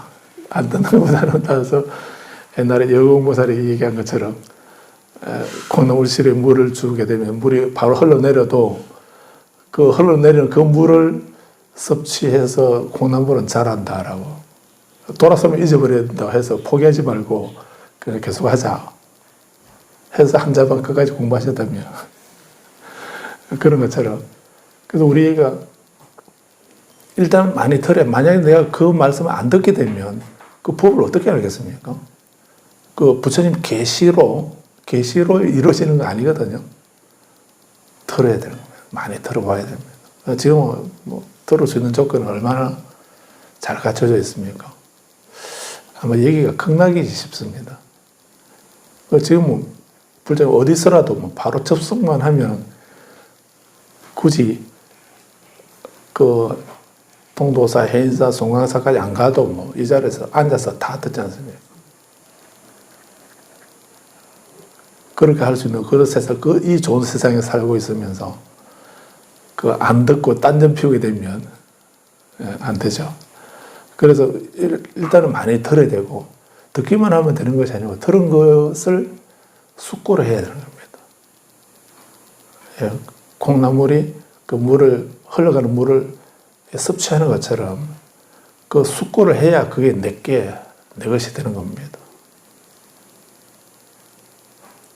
들어야 되고 숙고해야 되고 그 생각을 하고 그 생각한 걸 바탕으로 이제 수행을 해 실천을 해야 된다는 거예요. 언어적으로, 정신적으로, 또 신체적으로, 신구의 삼업으로 그렇게 그 말씀대로 행동도 하고 그렇게 말도 하고 그렇게 생각도 하고 이렇게 실천하는 거 그거를 닦을 수재서 수해 이렇게 했습니다. 그런 것처럼 이렇게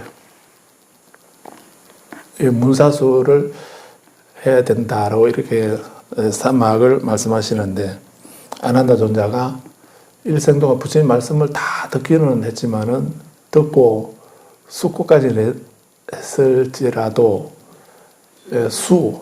세 번째 수행을 보류하신 겁니다. 안 하신 게 아니고 하기 싫어서 안 하신 게 아니고 보류를 하신 겁니다. 보류하셨다라고 봐야 됩니다. 왜냐하면 부처님을 시봉을 해야 되는데 밤에도 9번을 밤중에 계속 주기적으로 불침번 도는 것처럼요. 그렇게 등불을 들고 부처님 그 향실 주변을 둘러봤다는 거예요. 왜 그래 했는가? 그 부처님이 쉬고 계시는데 그때 뭐 다른 맹수들이나 그런 것이 부처님을 좀 귀찮게 하거나 또는 뭐 나쁜 사람이나 그런 것들이 이제 그 부처님의 쉬고 계시는데 방해가 되지 않도록 하려고 그래서 밤에 9번 정도 하게 되면 뭐 거의 한 3, 40분 만에 한 번씩 이렇게 돌아보셔야 되죠. 그 때문이기도 하고 두 번째는 언제나도 부처님이 안 한다야 이렇게 부르면은 저 여기 있습니다. 바로 대답하려고. 그때 인터폰이 있었으면 괜찮았는데. 그런데 그게 없으니까요. 부처님 부르시면은 불러도 대답 없는 이름이요. 이렇게 하게 되면 난감하잖아요. 근데 부처님이 쉬고 계시다가 안 한다야 목이 마르다 이렇게 말해요. 좀 멀리 계시게 되면은 못 듣게 되면 얼마나 좀 난감합니까? 부처님 처음에는 또 크게 밤중에 크게 부를 수도 없고 그래서 언제든지 부처님이 부르시면 바로 대답하고 저 여기 있습니다 이렇게 말씀드리려고 그렇게 밤에 9번을 돌려보셨다는 거예요.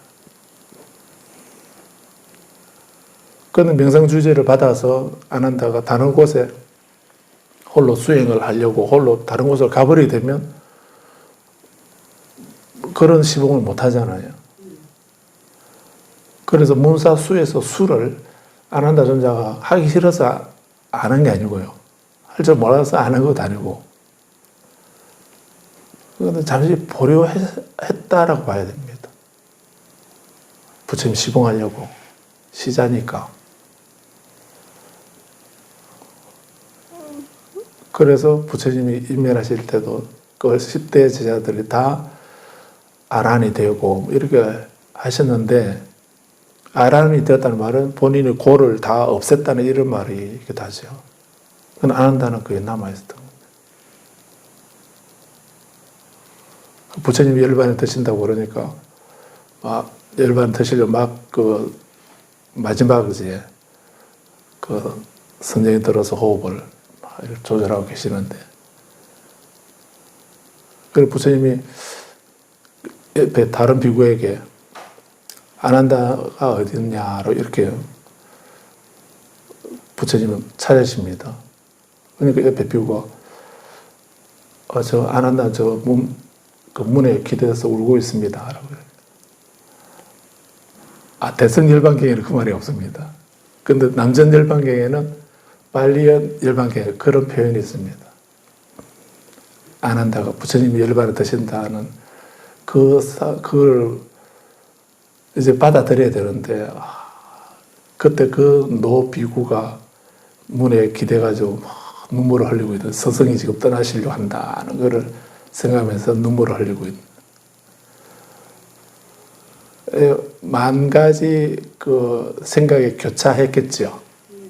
왕자로 살고 있다가 부처님을 의지하고 출가하고 또 그렇게 많은 세월을 보내고 이렇게 했는데, 근데 이제 그런 스승이 이제 열반하신다는 그거를 생각하면서 안한다 막 눈물을 흘리고 있다. 그럼 안한다를 좀 불러라. 그래서 이제 부처님이 안한다 부처님을 찾으신다라고 이렇게 하니까 안한다가 눈물을 훔치고 이제 가까이 옵니다. 그러니까 부처님이 안한다에게, 안한다는 정말 큰 일을 했다. 내가 그 25년 동안 성불하시고 20년 동안에는 그 제자 비구들을 돌아가면서 시봉을 했거든요. 그러다 20년 지났을 때 부처님이 이제 안한다를 비서실장을 안한다를 시킵니다. 그래서 이제 그 뒤로는 계속 이제 열반하실 때까지 안한다가 그 시봉을 하게 되거든요. 그래서 안한다가 오랜 기간 동안 나를 시봉하고 하느라고 고생 많이 애를 많이 썼고 큰功德을 지었다라고 이렇게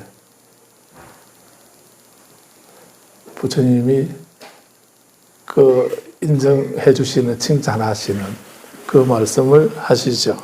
그러니까 뭐 안한다가 그 일생 동안 출가해가지고 그렇게 고행을 하고 힘든 삶을 살고 이렇게 했던 그 고생이 정말 부처님이 고생했다, 고맙다 라고 하는 이 말씀 한마디에 그냥 그런 비유로는 다 잊어버리죠.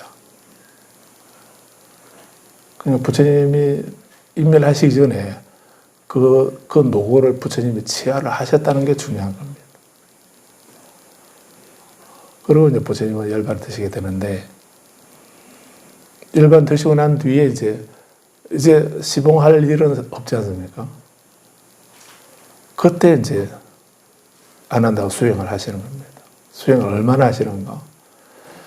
가섭존자가 500명의 비구를 불러서 부처님 말씀을 결집을 해야 되겠다라고 그 500아란을 차출을 합니다. 그런데 499명까지 모았는데 대중들이 다 안한다 존자가 들어와야 됩니다라고 이렇게 추천을 하죠.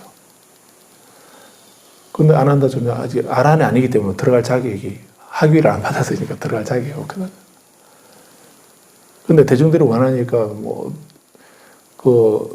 그래서 가섭존자는 내키지 않았는데, 일단은 그런 안한다를 얘기를 하고서 이제 결집을 하려고 칠렵굴로, 동굴로 지금 향합니다.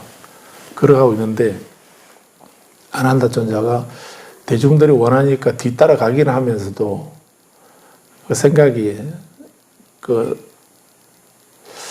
앞에 499마리 큰 황소가 걸어가고 있는데 그 맨 뒤에 송아지 한 마리가 따라가고 있다라고 이렇게 그런 시를 짓습니다. 다른 분들은 다 아라한과를 얻은 황소인데 자기는 아직 아라한과를 얻지 못했으니까 다문제일이긴 하지만은 아라한이 안 되었기 때문에 본인은 송아지처럼 어린 송아지라고 이렇게 생각을 한 겁니다.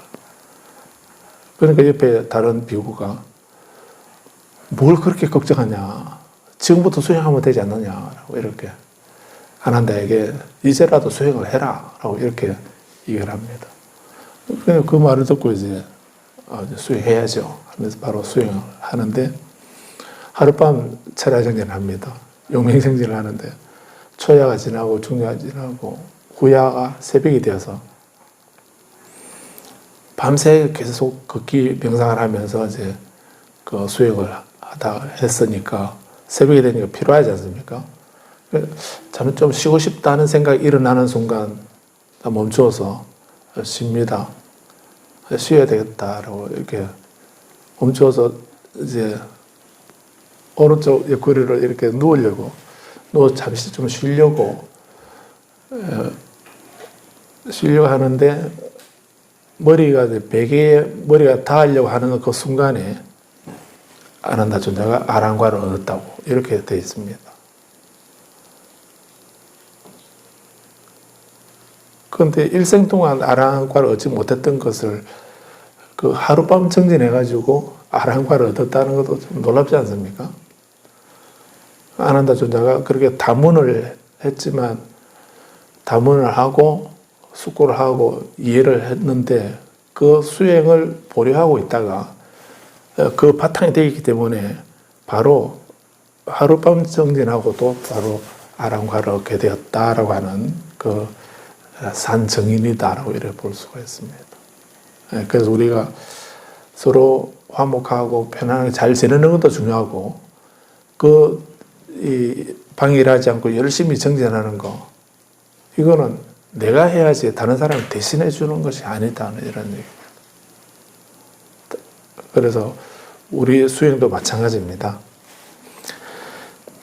그래서 열심히 잘 정진하고 있느냐라고 하니까 이렇게 잘 정진하고 있다라고 이렇게 대답을 했던 것이고요. 그리고 어떤 정진을 했느냐라고 이렇게 이제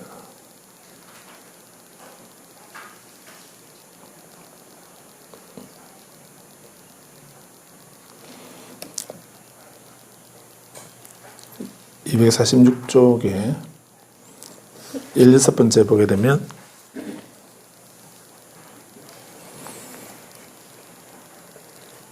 방해하지 않고 열심히 정진하는 동안 인간의 상태를 초월하고 고귀한 본에 가져야 할 암과 범을 지극한 탁월하며 도달하여 평온을 누리는가. 그러니까 인간의 상태를 초월한다 라고 이렇게 했습니다. 이거 인간의 상태를 초월한다는 이 부분을 이제 상인법이라 이렇게도 말합니다. 상인법, 윗상자, 사람인자, 상인, 사람 위의 법이다 이 말이거든요. 윗상자하고 사람인자, 상인법 이렇게 말합니다. 그거를 인간의 상태를 초월한다 하는 이런 개번역을 한 거죠. 그래서 우리가 말 37조도법이라고도 말하는 그런 여러 가지 수행 방법, 수행하는 거 이런 거는 부처님이 말씀한 이 수행은 보통 세상 사람들의 생각을 뛰어넘는 그런 일반 사람들이 하는 거하고는 다른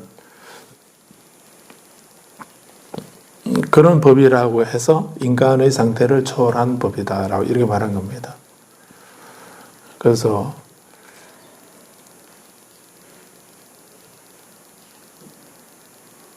좀 다른 얘기긴 하지만 요즘에 명상이라는 말 많이 안 씁니까? 명상이라는 말이 많이 일반화되어 있는데 그 명상이라는 거하고 불교에서 말하는 선이나 선정이나 이런 거하고 같은가? 그래서 불교의 어떤 참선 수행이나 위파사나나 사마타나 뭐 이런 수행도 이제 절에서도 우리 명상이라는 말을 많이 쓰고 있습니다. 그런데 엄격히 말하면 다르게 써야 됩니다. 일반 사람들이 말하는 명상하고 불교에서 경전에서 또는 이렇게 말씀하고 있는 선정이나 선이나 이런 것하고는 다르게 이해를 하셔야 됩니다. 다른 겁니다. 그런데 지금은 불교 선이 지금 하향 평준화되었다라고 이래 봐도 그렇게도 할 수 있습니다. 그냥 고요히 앉아 있는 거, 고요하게 생각하는 거, 마음을 편안하게 고요하게 하는 거. 불교는 그것만을 말하는 게 아니거든요. 그걸 위해서 그런 일반 사람들이 명상하듯이 그런 거를 위해서 우리가 출가한다고 이렇게 한다면 그거 같으면 출가 안 해도 되잖아요. 불교 경전 안 봐도 되고. 그런데 그 깊이나 방법이나 깊이가 다르다는 걸 생각하셔야 됩니다. 그래서 우리가 그런 용어를 쓸 때 주의해서 써야 됩니다. 우리가 기도하는 것도 마찬가지죠. 사실 우리는 기도라는 말은 그 불교 교리하고는 안 맞는 얘기지 않습니까? 빌어서 되는 게 아니고 본인이 닦아서 이루는 거지 빌어서 이루는 것이 아니거든요.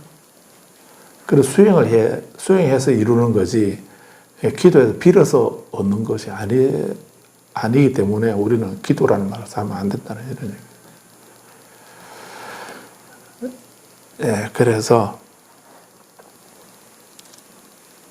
그렇게 화합해서 잘 지내는 것도 중요하지만은 인간의 상태를 초월하는 세상 사람들이 하는 거하고 다른 고의 소멸이라고 하는 열반의 성취라고 하는 그런 거를 얻기 위한 거기 때문에 인간의 상태를 초월하는 겁니다.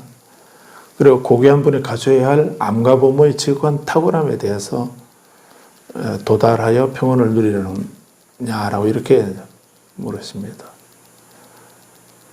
여기서 이제 아누르타 존자는 초선에 대해서 얘기를 합니다. 첫 번째 선정을 왜 그렇지 않겠습니까? 세존이시여. 여기 저희들은 원하는 대로 감각적 쾌락을 버리고 악하고 불건전한 상태를 떠나고 사유와 숙고를 갖추고 욕망을 멀리함으로써 생겨나는 희열과 행복이 있는 첫 번째 선정을 성취합니다. 초선인데 이 첫 번째 선정이 어떻게 이루어지는가? 비로소 이루어지는 게 아니라는 얘기죠.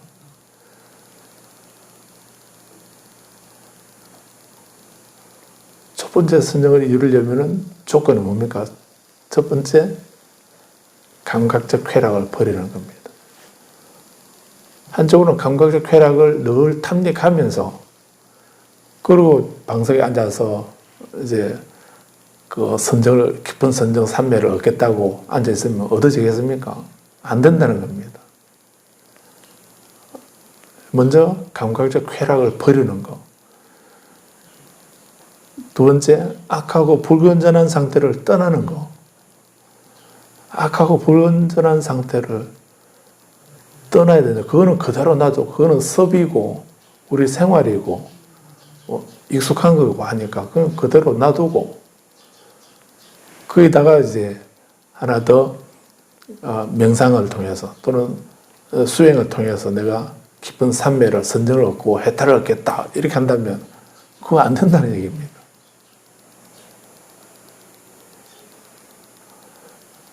그래서 선정 수행하기 전에 갖춰야 될 거. 그 초선에 들어가 이런 선정 닦기 전에 먼저 또 해야 할 일이 경전에서는 또 여러 가지를 말씀하고 있습니다. 먼저 계를 지켜야 되는 거, 감관을 안이비설신 이 감관을 잘 다스리는 거, 깨어 있는 거, 수행 생활에 만족할 줄 아는 거, 그 다음에 음식의 양을 아는 거, 뭐 이런 걸 다 갖춰야 됩니다. 그런 예비 수행이 된 사람이 이제 적정처에서 고요한 곳에서 이제 수행을 하면서 그 수행을 하는데 장애가 되는 5가지 장애를 없애고 난 뒤에 초선을 닦는다고 이렇게 되어 있습니다. 지금 그 부분들은 지금 생략되어 있거든요. 그거는 미리 다 갖춰져 있기 때문에 아누르타는 이제 초선을 그런 탁월함에 도달하여 평온을 누리는 그 방법으로 이제 감각적 쾌락을 버리고 악하고 불건전한 상태를 떠나고 또 사유와 숙고를 갖추고, 사유와 숙고 이전에 뭐가 있어야 됩니까? 많이 들어야 되는 거. 그거는 많이 듣고 난 뒤에 그 다음에 이제 사유와 숙고를 갖추는 겁니다. 깊이 사유와 숙고를 갖추고 또 욕망을 버리는, 욕망을 멀리함으로써 생겨나는. 그래서 감각적 쾌락, 욕망을 버려야 되는데 그 버렸을 때 그 희열과 행복이 있게 된다는 겁니다. 그게 감각적 욕망을 멀리함으로써 생겨나는 희열과 행복. 그 희열과 행복이 초선의 단계라는 겁니다. 첫 번째 선정의 단계라고 이렇게 말씀하고 있는 겁니다. 그렇게 그 색계사선, 무색계사선까지를 말씀을 했습니다. 그렇게 말씀을 하는데 이제 그 부분을 읽어봤으니까 넘어가서 251페이지에 27번째 절에서 디가 빠라자나라고 하는 야차가 그 세존께서 계신 곳을 찾아왔는데 야차가 이렇게 말합니다. 세존이시여, 바찌족은 행복합니다. 바찌의 사람들은 매우 행복합니다. 왜냐하면 그곳에 이렇게 오신 님, 거룩한 님, 올바로 원만에 깨달은 분, 부처님과 또 아누르타, 난디아, 김빌라 이 세 분의 훌륭한 아들들, 이분들이 같이 머물고 있기 때문에 이 바찌족은 행복합니다 라고 이렇게 말하고 있습니다.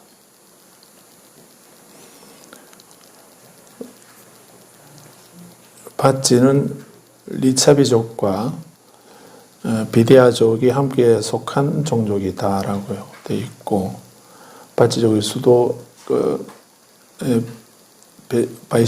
베살리는 리차비족의 수도였고, 미틸라는 베데아의 수도였다. 부처님 당시에는 융성하고 행복한 국가였으나 부처님 인멸하시고 난 뒤에 아사세 왕 아자타사토에게 정벌되었다라고 주가 있습니다.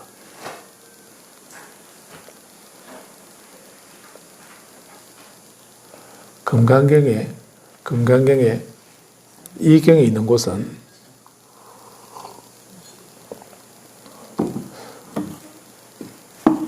모든 천신들 이재화향 이상기처 그런 것을 기억납니까? 금강반야바라밀 이 금강경에 있는 그곳은 모든 이 천신들이 여러 가지 재화향 꽃이나 향을 거기에 뿌리면서 공양한다는 거예요. 그래서 금강경이 부처님 가르침 이 금강경이 있는 거기에는 금강경에 있는 곳은 그 여불탑묘라는 이런 말을 또 그런 구절도 있죠. 예. 그 금강경에 있는 곳은 부처님의 사리를 모신 탑이 있는 곳과 같다라고 이렇게 그 탑이 있는 곳이기 때문에 모든 천신들이 거기에 꽃을 뿌리고 향을 피우고 이렇게 공양 올린다는 그런 말씀이었습니다. 그 말씀이 아마 여기서 나왔다라고 볼 수도 있습니다. 디가 야차가 바치족은 행복합니다. 왜냐? 지금 이 나라에 부처님이 계시고 이렇게 청정하게 화합하면서 수행을 잘하는 그런 부처님의 아들들이 살고 있기 때문에 바치족은 행복합니다 라고 이렇게 말합니다. 그렇게 말하니까 28번에 이 야차가 그렇게 말하는 소리를 듣고 땅의 신들이 소리내어서 말했다. 지신이라 했습니다. 예, 분마대화라고 277번에 분마대화 이렇게 했죠. 이런 부분들은 그 초전법륜경에 이렇게 말씀하고 있죠. 부처님이 그 깨달음을 완성하시니까, 예, 그때 먼저 땅 위의 신들이 외쳤다라고 이렇게 말하지요.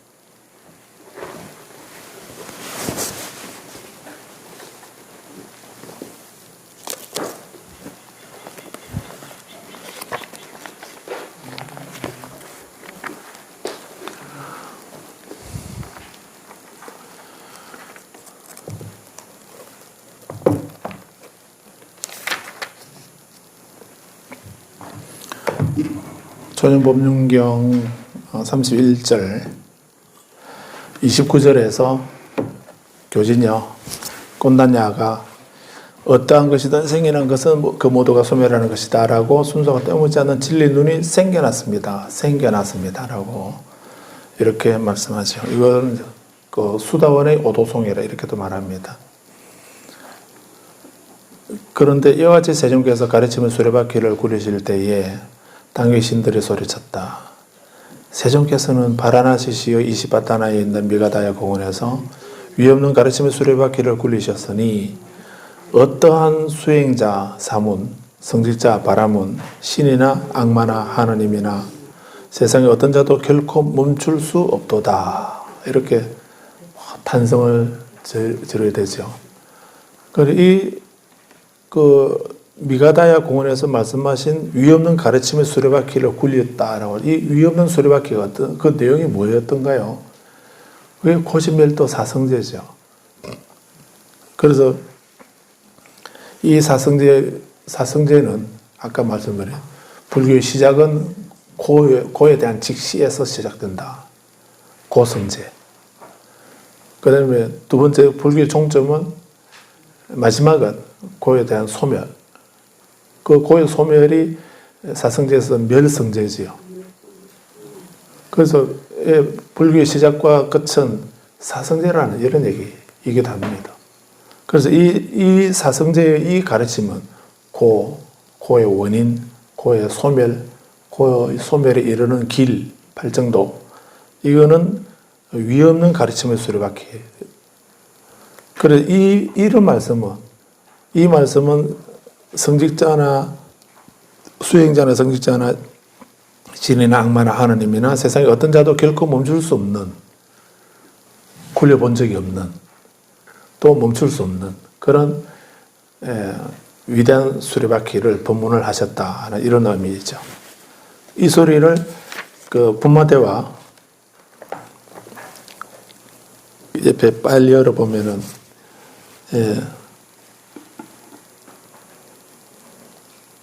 바바티떼 짜바나 바가바타 담마짝게 분마대와 사탐 아르사 베숨 이렇게 되어 있죠. 그 부분에 땅 위의 신들이 소리쳤다. 땅 위에 지상에 있는 신들. 그 땅 위의 신들은 이제 그 우리 주변에 지신이라든지 그 우리 주변에 그 용왕 수신이나 산신이나 나무의 목신이나 이런 신들을 말합니다. 그런 신들을 땅 위의 신들이라 이렇게 말합니다. 신은 인간보다는 좀 나은 그런 존재이긴 한데, 근데 천상이나 위로 못 올라가고 그 땅 위에 살고 있는 그런 낮은 단계에 살고 있는 신들이죠. 그게 땅 위의 부마대와 땅 위의 신이라고. 그 다음 페이지에 사천왕, 그 다음에 도리천, 33천 도리천, 34번에 야마천, 35번에 도솔천, 36번에 화락천, 37번에 타와자자천. 이분들이, 이 타와자자천이 아까 말씀드린 수미산 맨 꼭대기에 살고 있는 그 신들이고, 이 타와자자천 위는 이제 천상이라고 했고, 범천이라고 이렇게 말하죠. 천상의 세계고. 그 색계와 무색계는 이 수미산 꼭대기 이 타와자자천 위에 있습니다.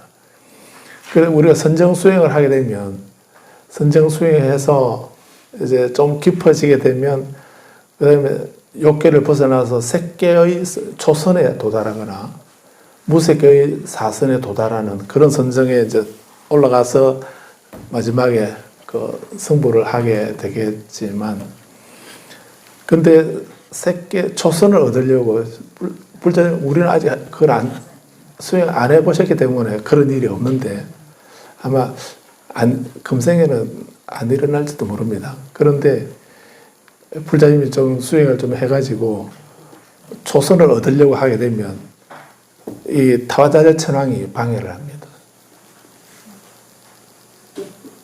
위로 못 올라가게. 그래서 타와자자 천왕을 마왕이라고 그럽니다. 마왕이라고. 도고마성 이렇게 하지요. 도고마성이라는데, 그래서 이 타와자자천은 그렇게 자제천, 마음대로 이시와라, 자제천이라고 이렇게 말하는데, 그래서 수행을 하게 되면 깊은 선정에 들어가기 직전에 그게 들어가지 못하도록 방해하는 그런 장애를 일으키는 그런 분을 타화자제천이라 한다라고 이렇게 말합니다. 그건 좀 다른 문제고, 그렇게 부처님이 이렇게 위 없는 가르침을 수리받기를 굴리셨다라고 해서 이렇게 말을 하니까 타화자제천까지 또 그 위에 브라마 까이까 범천까지 이렇게 한순간에 그 소리가 범천의 하늘나라까지 메아리 쳤다라고 이렇게 얘기하고 있었죠. 그런 것처럼 여기서도 우리 이 경에서도 땅 위의 신들이 그렇게 말을 하니까 29번에서 우리 교재 29번에서 내 위대한 왕의 하늘나라 신들도 똑같이 말하죠. 바치족은 행복하다. 김빌라가 머물고 있기 때문이다. 똑같이 이렇게 말을 하니까 30번에서 33 하늘나라 신들도 똑같은 소리하고, 그 다음에 그 소리가 동시에 찰나간에 31번에 축복받는 하늘나라 야마천까지, 그 다음에 32번에 도솔천까지 만족을 하는 하늘나라 도솔천 지족천, 33번에 화락천까지, 34번에 타화자제천까지 자신이 만든 존재를 지배하는 하늘나라 타화자제천, 35번에 하느님 나라의 하느님의 권속들, 그 브라마 까이까라고 하는 거기까지 울려 퍼지게 됩니다.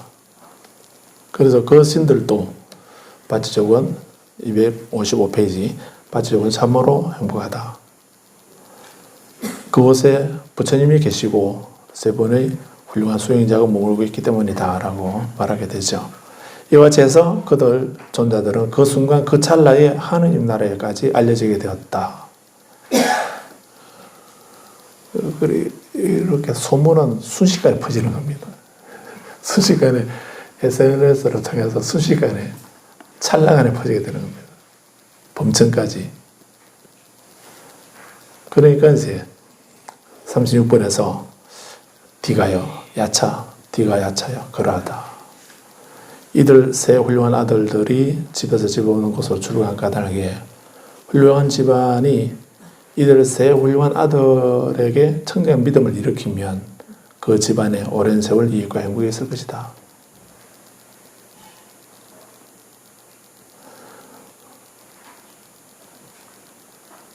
그래서 청정하게 수행하는 부처님과 그 수행한 제자들의 삼보 성가가 있다라고 하는 것이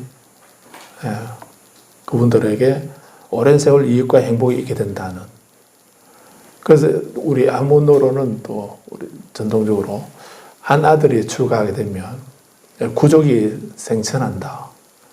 구대 조상이 구족이 천상에 태어난다라고 이렇게 말하기도 하고.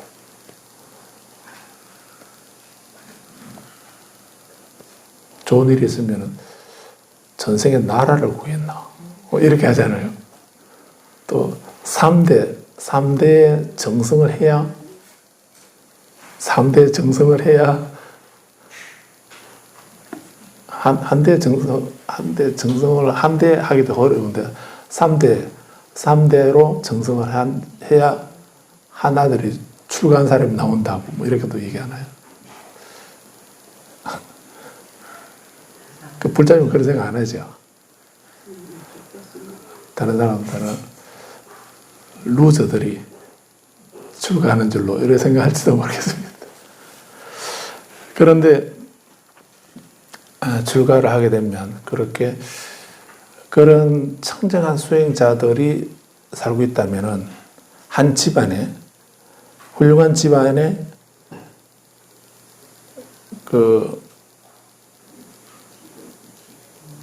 새 아들에 대해서 청정 믿음을 그 수행자에게 훌륭하게 수행한다고 하는 그런 신심을 내게 되면 그 집안에서 한 집안에서 한 가정집에서 한 집안에서 청정한 수행하는 수행자 삼보에 대해서 청정한 믿음을 일으키게 되면 그 집안에 오랜 세월 이익과 행복이 있게 된다.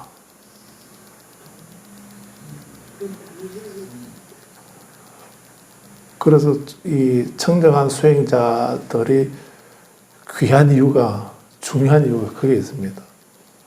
그냥 머리 깎고 출가해서 먹물 옷 입고 산속에 사는 거 그것만은 말하는 게 아니잖아요. 아까 이분들이 비록 다른 뭐 집안은 달랐지만 계급은 다르고 이렇게 해도 서로 화목하면서 또 나를 낮추고 상대의 뜻을 따르고 또 물과 우유처럼 서로 화합하고 하는 그런 거, 그런 생활을 하고, 그래도 그 생활로 끝나는 게 아니고 그걸 바탕으로 또 깊은 단계의 수행까지도 하는 이런 수행자를 말하거든요.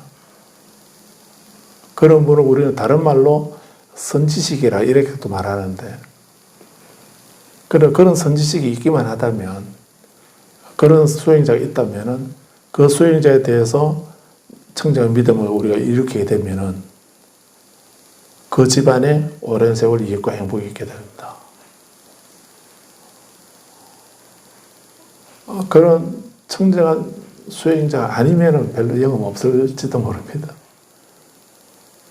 그래서 스님들이 청정하게 수행하고 생활하는 것이 중요한 이유가 거기에 있습니다.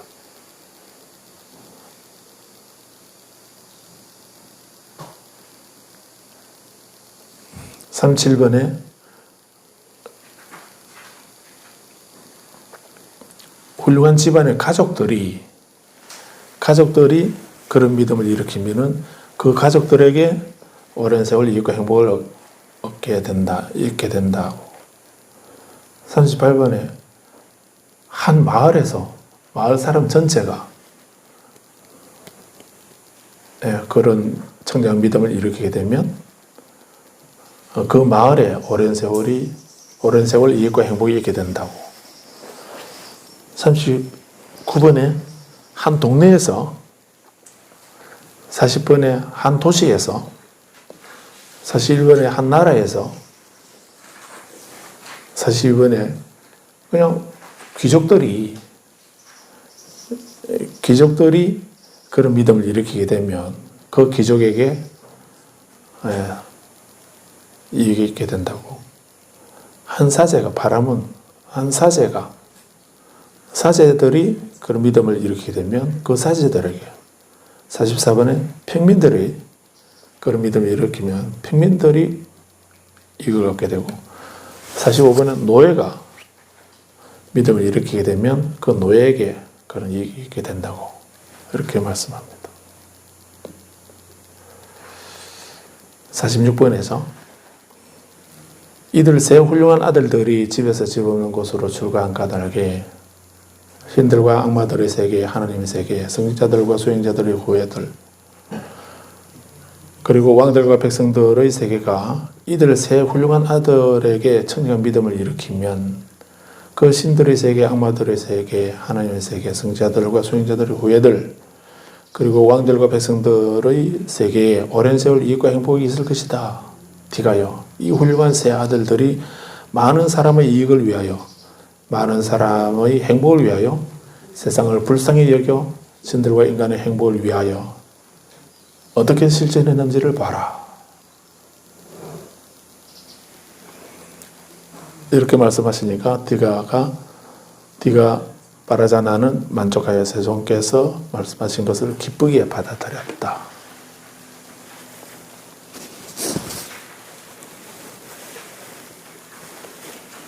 그 옛날에 인도에 아누르타하고 난디아와 김빌라라고 하는 이 수행자들이 이렇게 청정한 수행자가 있었다라고 하는 것을 믿으라는 것만이 아니죠. 이거는 옛날이고요. 그때고 그 바치족들이 살고 있는 그 나라에서 그 나라의 그 순간 지금 바로 여기에 그 아누르타 난디아 김빌라라고 하는 그런 청정한 수행자가 있었고 또 부처님이 계셨기 때문에 그 바치족은 행복하다라고 이렇게 말했던 것처럼 지금 우리는 우리 문제입니다. 우리 주변에 우리가 살고 있는 나에게 우리에게 이런 그 아누르타와 난디아나 김빌라와 같은 그런 출가자, 그런 수행자가 있을 때를 말하는 겁니다. 옛날에 그런 분 계셨지 이렇게 하는 거 그 말이 아니고요. 그런 선지식이 한 분이라도 우리 주변에 우리에게 있게 된다면 그분에 대해서 믿음을 일으키게 되면 우리는 그 사람은 그 집안은 그 나라는 그 국토는 오랜 세월 이익과 행복을 얻게 된다는 것입니다. 그만큼 출가와 수행이 중요하다는 의미도 되고요. 예. 단지 어떤 그 형식에만 있는 것이 아니고, 그리고 또 그 세상을 뛰어넘는 법이라고 이렇게 말씀했듯이